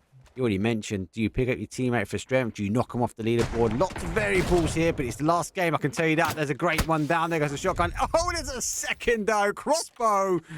Great shot, though. And the pineapple pizzas, they came, they saw, but it didn't conquer for long.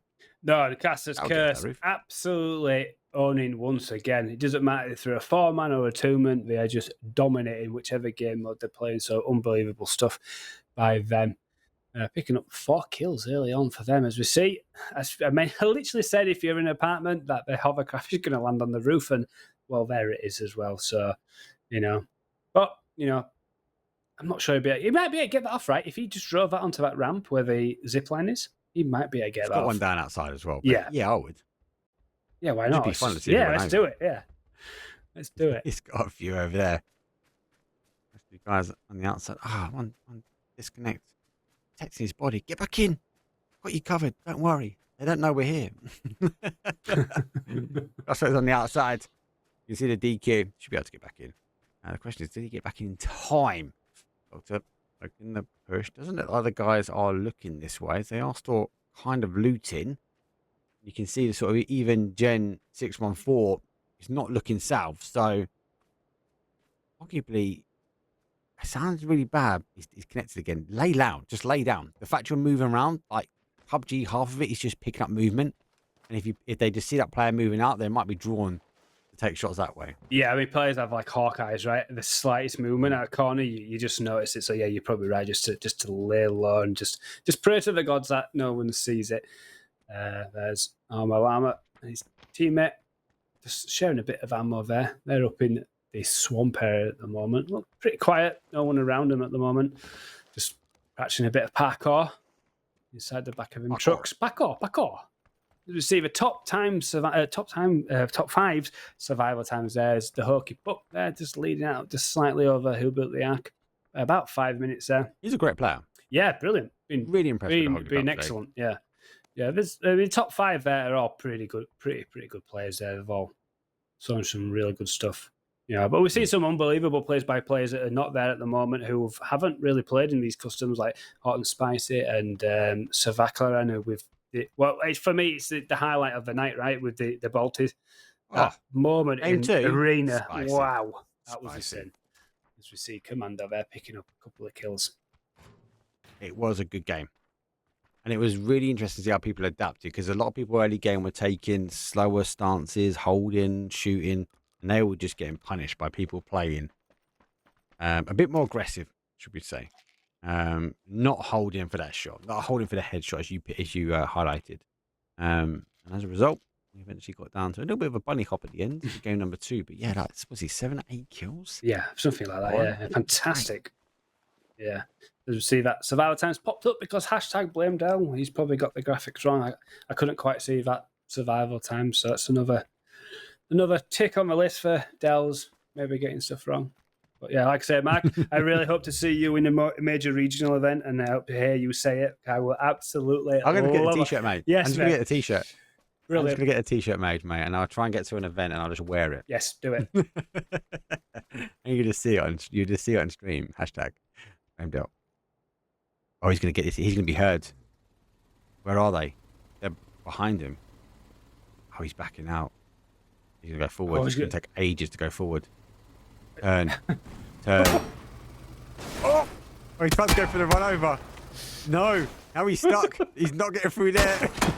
Oh, he took a volley as well. That looked like the first time he'd ever driven the hovercraft. He had no idea how that thing was going to turn or move, and now he's feeling like, I'm getting out of Dodge here. And the fact he could have posted it in the gap as well. Absolutely loved it. He's on his run. Oh, I think he's going to try and go back to basics, and that is with a shotgun at least. Look, if he backs himself into a corner, 2 versus 1 is completely possible. At the moment, he's completely trying to lose the guys now, isn't he? As he dips through a building out the other side.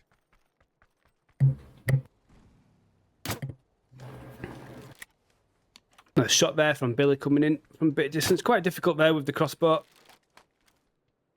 Oh, but look at the wrap above. Yeah. There's other players ahead of him, above him. Hackshots is going to take a 1 versus 1, but they've gone for a shotgun. Yeah, that's dangerous. He can't push that away. He has to try and hold out here. Even with the shotgun from that distance, it's going to be difficult to make a knock there. Fully boosted as well. Very bright crossbow is that from Hackshots. That purple crossbow there. You're definitely spottable. I think you've seen the other player as well. This is TPP, right? It is TPP, yeah. So it's a different, it's like the game 3. So there's different mechanics how to play the game, like you rightly say. Yes. A couple more shots. Don't get me wrong, if you can get that lined up, that's going to really damage him. I'm just kind of worried that I think it's either get him popped through the railings. I do like the team play, though. You can see kind of both moving. The tree's going to block out one of them. It's a nice little play here. As Error continues to push forward. We can now see the zone on the right-hand side. There's a flash. That's going to really allow him to get close. Where's his shotgun? He's gone for shotgun. It's gone over the top. It's the player cover. Goes for the up and over, but of course it's damage. He swaps over. Oh! Oh, lucky enough his player came back through as he didn't quite get the connection. It's now a 2 versus 1, but he's down. He needs to get a med on as quickly as he can. Yeah, brilliant teamwork there to come in at like a pincer movement side by side to duo that. And now Dark Moon Prince is in a little bit of a difficult situation behind that rock. I don't think that res is coming off. He'll probably get No. Yeah, it'll probably come off by hack shots with the flush, and then it'll be a similar movement again. There's attack from both sides, hopefully, and then just a couple of kills on the board now. As you see, Billy just using that peak to advantage, pushing with the shotgun. The ADS is an interesting thing. A lot of damage, though. No, it's true. Now he's closer. Nice stuff from there, Mark, and picks it up too. But yeah, That was- the ADS is How an close? interesting move, right? I doubt see many people ADSing with the shotgun. You got to see as well, because of the amount of damage, he done hardly any damage, and the second one not as good as well. So he's really close. Now, if he didn't get that shot with the crossbow, it might have been a completely different outcome, right? Because he had the shotgun. He was backed against the rock and he had the shotgun out. But lucky enough, great shot with the old. This is what I'm talking about. These just do not turn. Look at it. I want to go left. I want cover. Nope, we're still going straight. Yeah, I mean, they're so difficult to drive. They have a massive boost as well. You saw him just press the boost button. PUBG physics working beautiful there. Better on water, though. Yes, the whole handling turns a little bit more like you're on a vehicle on the road once you get onto the water. So, yeah, I mean, the ending, I believe, may be on the swamp area. So we're going to see... Oh, we've got a bit of a destruction derby going here. Jumps out of the vehicle there. Oh! I don't even think he meant to do that. I generally don't think he meant to do it. But here, take it. Yeah, he swung the front of that boat round and took his face off there and absolutely shunts him into the bank of the river there, picking up the kill. And Dead Sealy is now finished for the night. Oh, he's been sunk. He's upside down. It's like a canoe. That's a new game mode. It's still going technically. It's not taking any damage, but I don't think he's going to be able to get the cover he wants. I love that the teams have opted to go for a 2. Good shot though. Let's get the damage. King type. Try and launch out. Flash on the other side. Flash will go on the left side as well. He's going to cause some damage himself. Needs some backup, but he doesn't know that his other teammate is on that left-hand side, so he's pushing into danger. The chickens that are sleeping are not sleeping behind. They cause some damage as well. Doesn't help. Watching for the guys. On to a final player. Chicken has no idea. He generally has no idea. Shoot! Yes, let's go. I did wonder we were going to miss, and he would have never lived that down if he'd have missed that then. But yeah, picks him up. But that was brilliant seeing the vehicle upside down. It was like using it as like a shield, like just driving along and using it as a inverted. I don't think he knows he's here. No, he does. Yeah, just see the shot whistle pass him there. I mean, it's so silent, right? The crossbow is a really silent weapon. As we see Afterlife being taken out, and we are in the Afterlife. Oh, half a second before. Again, people don't really know the speed in which to shoot these at. He did get him as well. Oh, he's out of ammo. So did catch him. So it's quite difficult. I actually got him with the shotgun. With the crossbow, with the speed, with the changes to direction, it's a very difficult vehicle to at least drive by someone, let alone try and dig someone out. Yeah, I mean, the weapon. You're right. The weapon itself is relatively unused. So if people don't know how to use it, that is a whole challenge in itself. Now you're adding in the concept of a vehicle that hardly anyone drives as well. Like the drive-by meta is like, this is brand new. Like no one really does this. So everyone's kind of like winging it, I would say, just learning on the whim. Learning on the wind, literally. Well, going to make the way forward. Star hasn't teamed up with his other counterpart, which packs a punch, so wait and see where he lies. Shotgun's going to be there. He's got the split in him, great split. Has to go for the reload, doesn't quite get around in time. Good pressure from the guys. Doctor able to deliver a cure to the bleeding from the guys from WASD, but Rez will be happy. They're in zone, phase number 3. 2 kills already underneath their belt as well. Yeah, Biceps tried his best there. Yeah, it's quite difficult. Especially with that TPP zone as well, you can see exactly what the players try to do and maneuver around that cover there. And back on board with Armor here. Still pretty quiet for them. They've been up in the north in the swamp for quite some time, probably just looting everything they can, like just getting all the meds. And you can see there, he's quite stacked. His season stats set. 9 games he's played, 6 positions. So he's been quite steady. He's steady away. You thinking about it? Oh, what's he thinking though? Is he going to get The gas with the boom boom? boom boom? Of course, yeah. He's like, can I use this? He's already or do got points though, right? I believe he has. I wonder if he's already done boom boom. So I wonder if he's calling it to his teammate. Oh, nice POV here as Who Built the Ark comes flying in.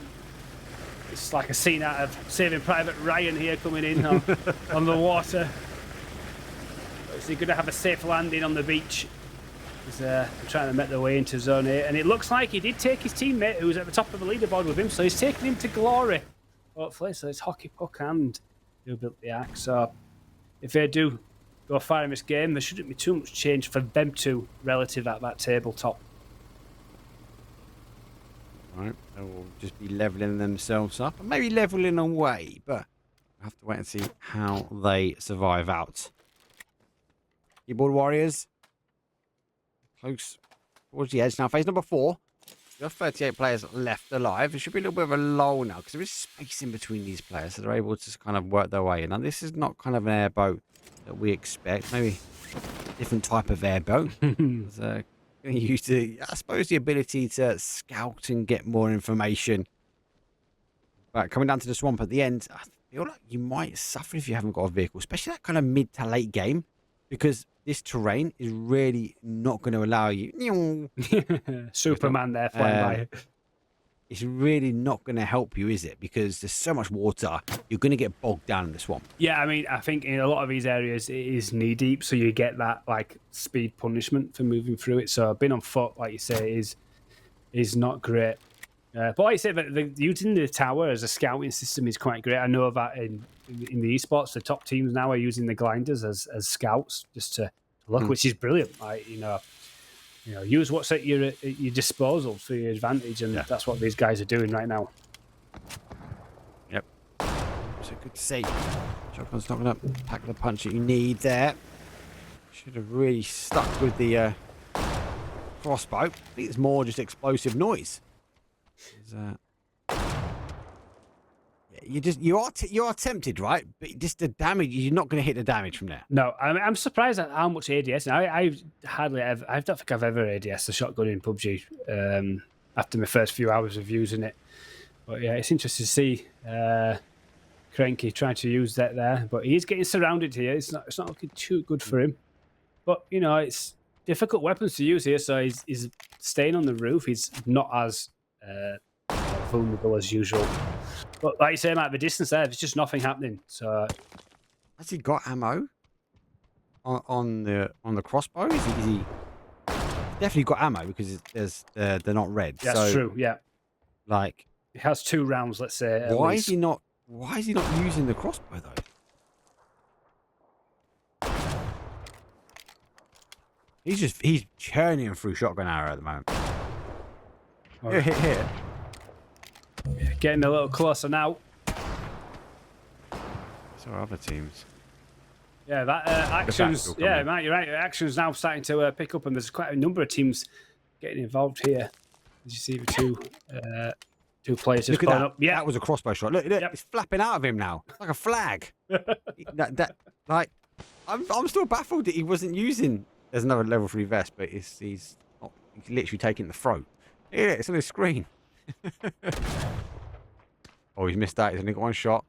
Reloads or takes a shot. Fortunately, gone down. Pound shots coming down. Comes to third party action. Everyone's kind of working for this area now. I'll drop burritos. Down a player. Shots coming, whistling through the smoke, but not really getting the connection. But look, he hasn't got any ammo. He hasn't got any more. So he's only got a shotgun. He's only got a shotgun. He hasn't got any bolt. Yeah, I mean, maybe people are really struggling to find the crossbow arrows, and now people are starting to run out, and all they've got is shotgun shells. It's hard to tell what they're dealing with here, but Uniflare has plenty of ammo. Seat swap lands a good shot in there, I think. Brings it down to about 10 HP. Trying to heal off here. Comes through. Can hear him though. Both with the shotgun. Oh, lands 1 good shot. Another shot comes back. Only takes him off a little bit, so the battle still continues here. Oh, it's a nice flash. One round. Dell comes whistling by. Fire crashing in. Shot underneath. 1, 2. He hasn't. Reload. Reload. Oh, he got shot in the back. Oh, it took him so long to realise he was unreloaded. The pressure came down. Another player fall. 16 teams now. 27 players left. Okay, his duos. And a lot of people are just really bouncing around. That's a good shot. A bit of damage. A lot of damage was done. There goes Del. He wasting that shot. Swap over. You got a secondary. You know Dell's going to land some stuff on Oh, he got it in there. Just hack shots, so Mark there. Landed. Beauty. You see, Doctor dealing out a lot of hurt at the moment with that shotgun inside. Oh, beautiful. Oh, into that. Gab's lighting storm. Oh, the self-res there. Someone's got a self-revive. Doctor's, he's bringing people back to life. He's got a defib in his backpack and doing what he can. But hack shots on that outside. There's plenty of people around him. Trying to get the vehicle. Probably pick up a few more meds and a few more ammo. Yeah, everyone's quite heavy with the shotgun shells, ammo-wise.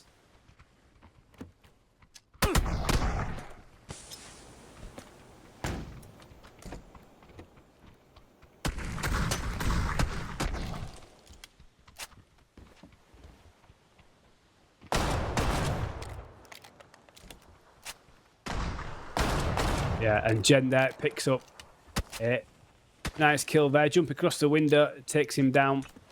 Flashbang going through the smoke there. Difficult to see that. Even in third person here, they're struggling. And Dr. Haley doing the best he can at the moment. Oh, beautiful stuff there by the bush campers, taking down the prone potatoes in 14th position. As now we're on board with Cassie and it's Fury. The husband and wife of PUBG Reddit here, doing what they can for the reloaders. What's the game plan though? If you've got an Airbus, a Swamp and Bill, do you just stay speed flying round and trying to run people over? This is the bit where I think you have an advantage this late game. Yeah, I mean, you're quite right. It is a valuable tactic that you could do. But normally in this, everyone's in the vehicle and doesn't get out. Oh, no. But this is so different. No. People are getting out of the vehicles. And, yeah, a lot of people are on foot more than usual. I would say normally when this is played out, everyone's in vehicles all the time. But You're in mastering vans. Finish it off with a little jingle. Yeah, I think people are really struggling with these vehicles. Yeah, they are. They are. It's because of the speeds and control. They can't be as nimble. They can't get around these sort of swamp trees at the very, very end, can they? Some have kind of mastered it. See a few people are sort of whizzing their way past at the moment, but not everywhere. Everyone is a little bit unsettled, I'd say. Arguably, most of the lobby now out on their tippy toes and defending. Great shots come through. There goes the bolt action. Quite. They get the connection when needed with llamas. Take their way through and they just whistle out. Look at the speed of that go. That was insane how fast that was. Look at the speed. It's mental. If you can get it right. That was like a rocket mark then, taking off then. I feel like I'm in fast like forward. E-bus. Yeah, yeah, it Like is, the yeah. E-bus. Gone. They're just going to try and juke themselves out now. As he didn't put the end zone all the way out in the water, force them onto him. And there's that. Guys, now 11 teams remain, 18 players. Some have hovercraft, some don't. I suppose you can't put it out in the water because if you want the end zone punch up, you can't. Needs to land somewhere. Let's provide some cover, but not a lot. And now we're starting to see a little bit more destruction derby. So the players that were kind of getting used to the hovercrafts, they're kind of remaining now. Yeah, I mean, with the control being so difficult, I reckon we're going to see a few people fly out of the zone and actually end up dying to blue here, you know, because they just cannot turn it in time. Oh, great shot. Oh, Llama 2 on the side. Oh, he goes down as well. Great shot. Oh, this guy's figuring out what they're going to do. Big shotgun. She didn't have to waste a second now. Got to get the reload back on. Maybe has the opportunity now to get the revive. No smokes. Someone hasn't quite clocked him down the other side. As the Swamp boats will continue to whistle past. Especially I'm getting more runovers just at the moment. So Llamas go back to a 2 now. 10 teams still remain. 15 left. A few more are being confirmed down. Smokes might be key, but you're going to need a little bit of... Oh, he's getting shot. They're getting shot on the other side. Look at that. Yeah, good push through the smoke there. Oh, an absolutely beautiful there, Broken Armor, eliminated 9th position. And Normal Armor going to pick him up, try and move him in. Should get a bit of cover with inside that container there. Should get the res off as well. But does Okanui? No, Close it. it's very quick. Close Yeah, it. it's close. Close it. Knows. Oh, he doesn't. Did he run out of ammo, I think? Oh, he's swapping. What? He had no idea what was going on there. See Billy picking up hack shots here. 5 kills for Billy at the moment, so really looking well here. Who built the arc still within this game there? Yeah, Mark, we've got 6 teams remaining, 10 players left.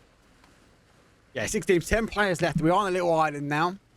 So the water's now starting to go. So the hovercrafts won't really be too much of a big factor now as we're coming towards the late game. Now comes the peekaboo over the top. It is TPP and it is duo, don't forget, guys. So I'm going to try and now close out this last little section. Gets 2. There goes the whistle of one of the bolt actions. It's Fury.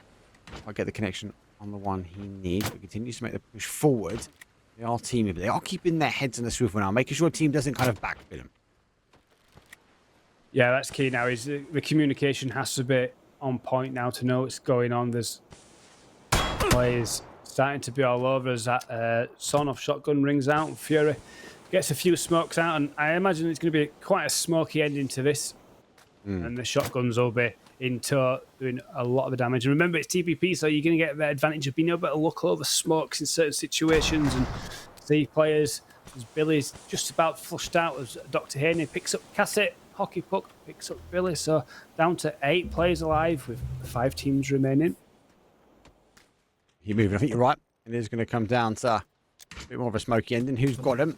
Or a hack shot. He's going to try and use the tree stump where he can. It's a double. 2 will go, become 1. It's going to be decent for them. Try and end it. But look how quick this is going down. This is a very, very quick, very explosive ending. Oh! Another one down. Oh, he pops out again! Numbers are just falling. It Fury is holding up. He's going to take the opportunity now just to try and get that bolt action back. He takes 1 shot. He's got a self-revive. Who is it? No, you are not getting the opportunity. Does he even know who the final player is? There he goes. Great shot. Down to a 1 versus 1. And now it is punchy time. Punchy time indeed, yeah. So as you can see, don't shoot him, don't shoot him, please don't shoot him. Do it.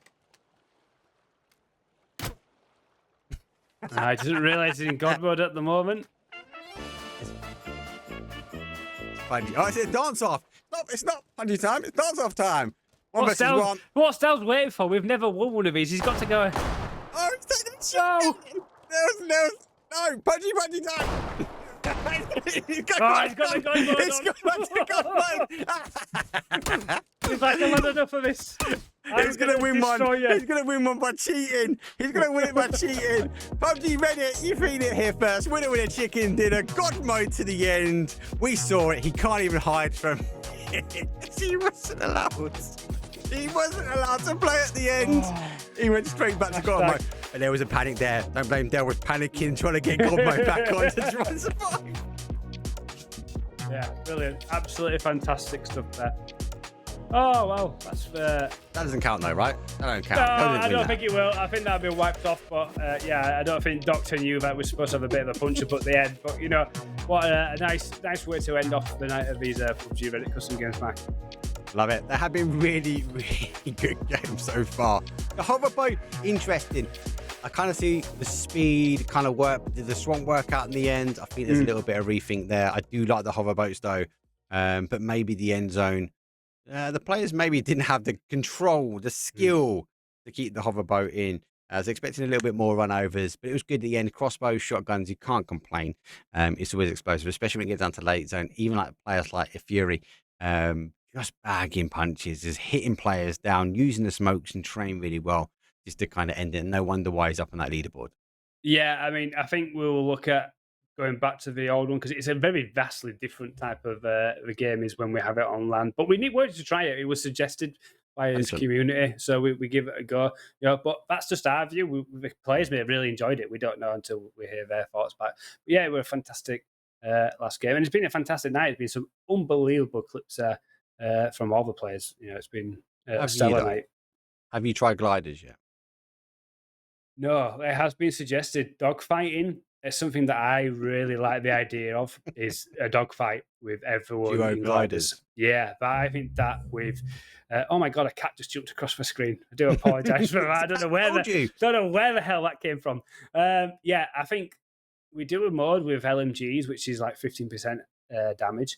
So I think a glider game with an LMG of like maybe 50% like damage, I see. that would be sick. Like, Dogfight. yeah, with an LMG and this cat's in my face again. I do apologise. Get rid of that thing there. What a cat's there, aka Garfield, which jumps onto Dave's screen. I believe is the leaderboard graphics for that game.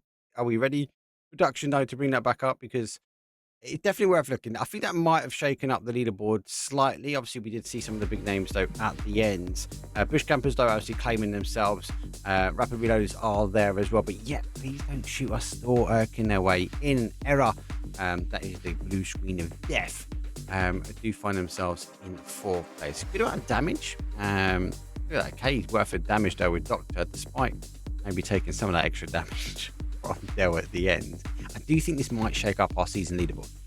Yeah, I mean, just to put it in context though, so Cassie and It's Fury, Billy and Hackshots are from the same team throughout tonight. Yeah. So they've both been consistent. So it's almost like they've played as a squad and like done well as a team. So their team as a 4th player should, stay consistent. But as we see there, who built the Ark still in that top 4, top 5, so it's consistent. But yeah, it's interesting to see, how it's going to be over to. And Matt, if you want to take it away with the leaderboard at the end of the night. A few more movers and shakers. Big one for me. It's Fury TV clawing his way all the way up now into 3rd place, taking your spot. So much when you started at the beginning of the evening. Damn, yeah. Well deserved. 10 games under the belt. He's got 4 mission points as well. Actually, quite a few of these in the top. Look, got 1, 2, 3, 4, 5, 6 players bagging 2 out of the 3 missions that were up for grabs. So really good. I love the addition. I like the little missions. I believe the guys and girls will be changing things up there. So come when it comes down towards the next, but really, really good. But consistent. The hockey puck, though, for me, huge, wicked player today. Wicked plays. He's had some great shots. That lineup, though, early game. Like, yes, I know some of the other players. Yes, I've seen some of the other names before. But for a name that I haven't quite seen before, I think I was actually really impressed by the individual play. Yeah, I mean, it lined up nice for him. It was, I mean, you dream for that type of situation where players line up, but he still had the ability to just to close it out and clutch like that. But yeah, I'd be interested to know what is the mission that most people missed out on there, because we saw most people had 4 points, so they picked up 2 of the missions. Meds. Which one? Yeah, I would say that the meds one got to be. It's like it's too much anxiety inducing not to have meds. So I think you've got the nail on the head there of which one it is. But yeah, fantastic game. A fantastic night of games that we've had tonight, Mac. Watch the guys increase the points for the med one. I think it's just a boost. Could you play a game without boost? That's basically what it is.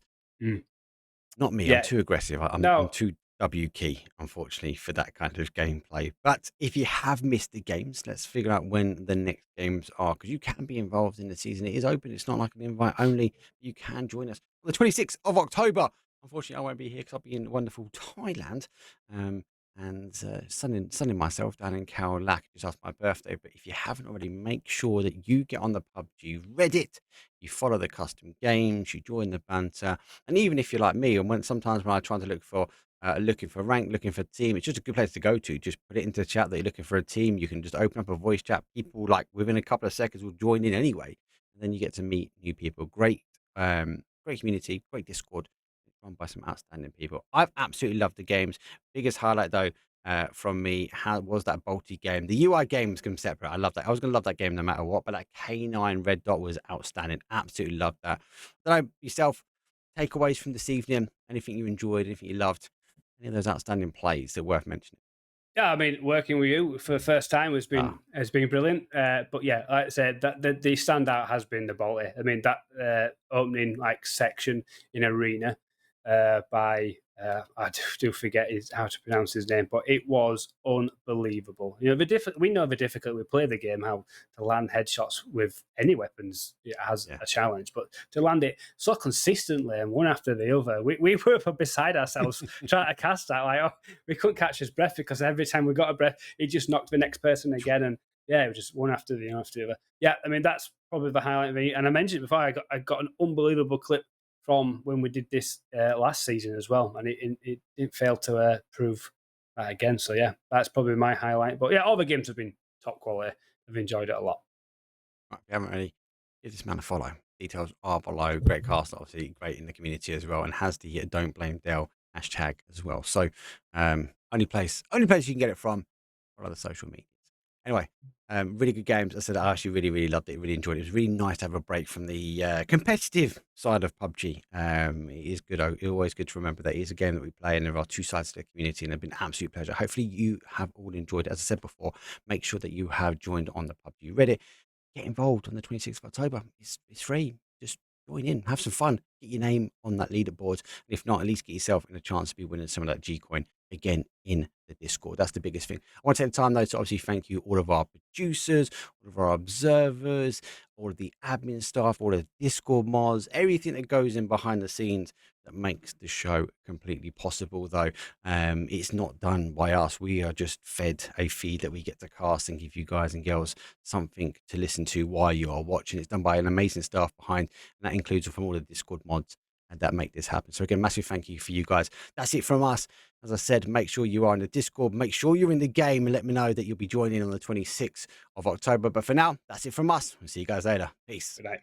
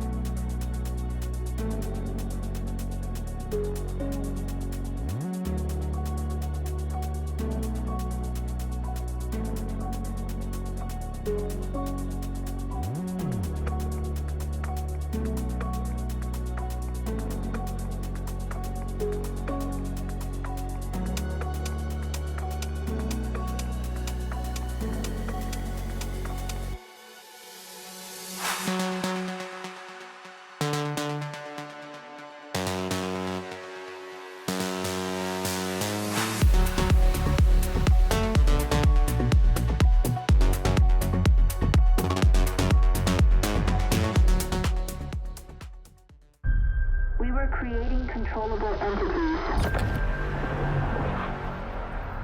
for the future of humanity.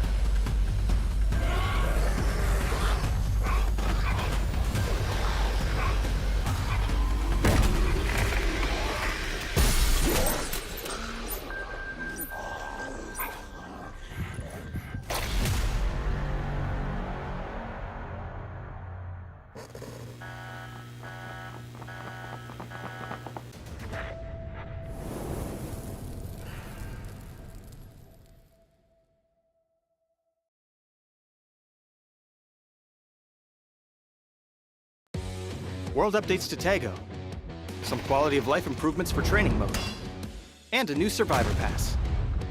All this and more as we dive into the Update 31.2 patch report. First up, we've made updates to some areas of Tago. The studio has been turned into an abandoned hospital, changing the layout, adding new buildings, and also a few more loot and cover spots. We also added a new bridge to the shipyard and improved the terrain around Hosan Prison, Songam, and Hosan to give you more strategic opportunities in this area.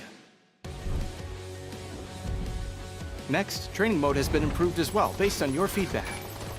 Training mode now has infinite ammo, recommended attachments automatically on weapons, and the ability to save and import your personal weapon and gear settings. We also improved the sound training area to provide feedback when a wrong target is hit. This update also features a brand new survivor pass, map bug fixes, and more. So check out the patch notes for full details. Update 31.2 is here, so load up your training gear, grab the new survivor pass, and hot drop back into Tago. We'll see you on the Battlegrounds.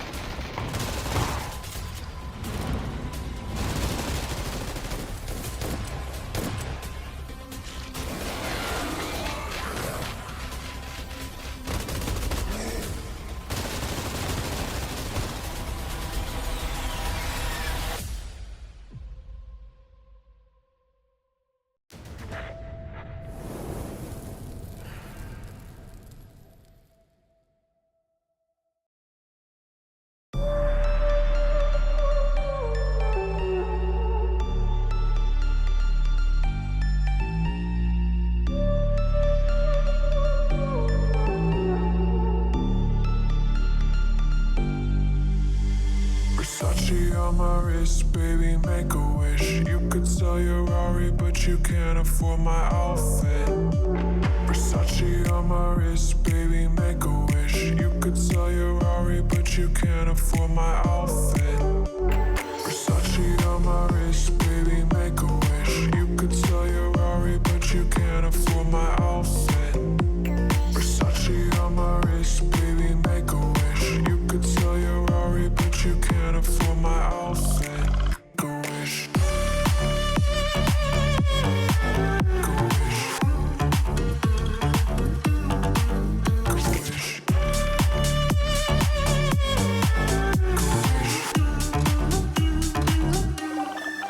a wish.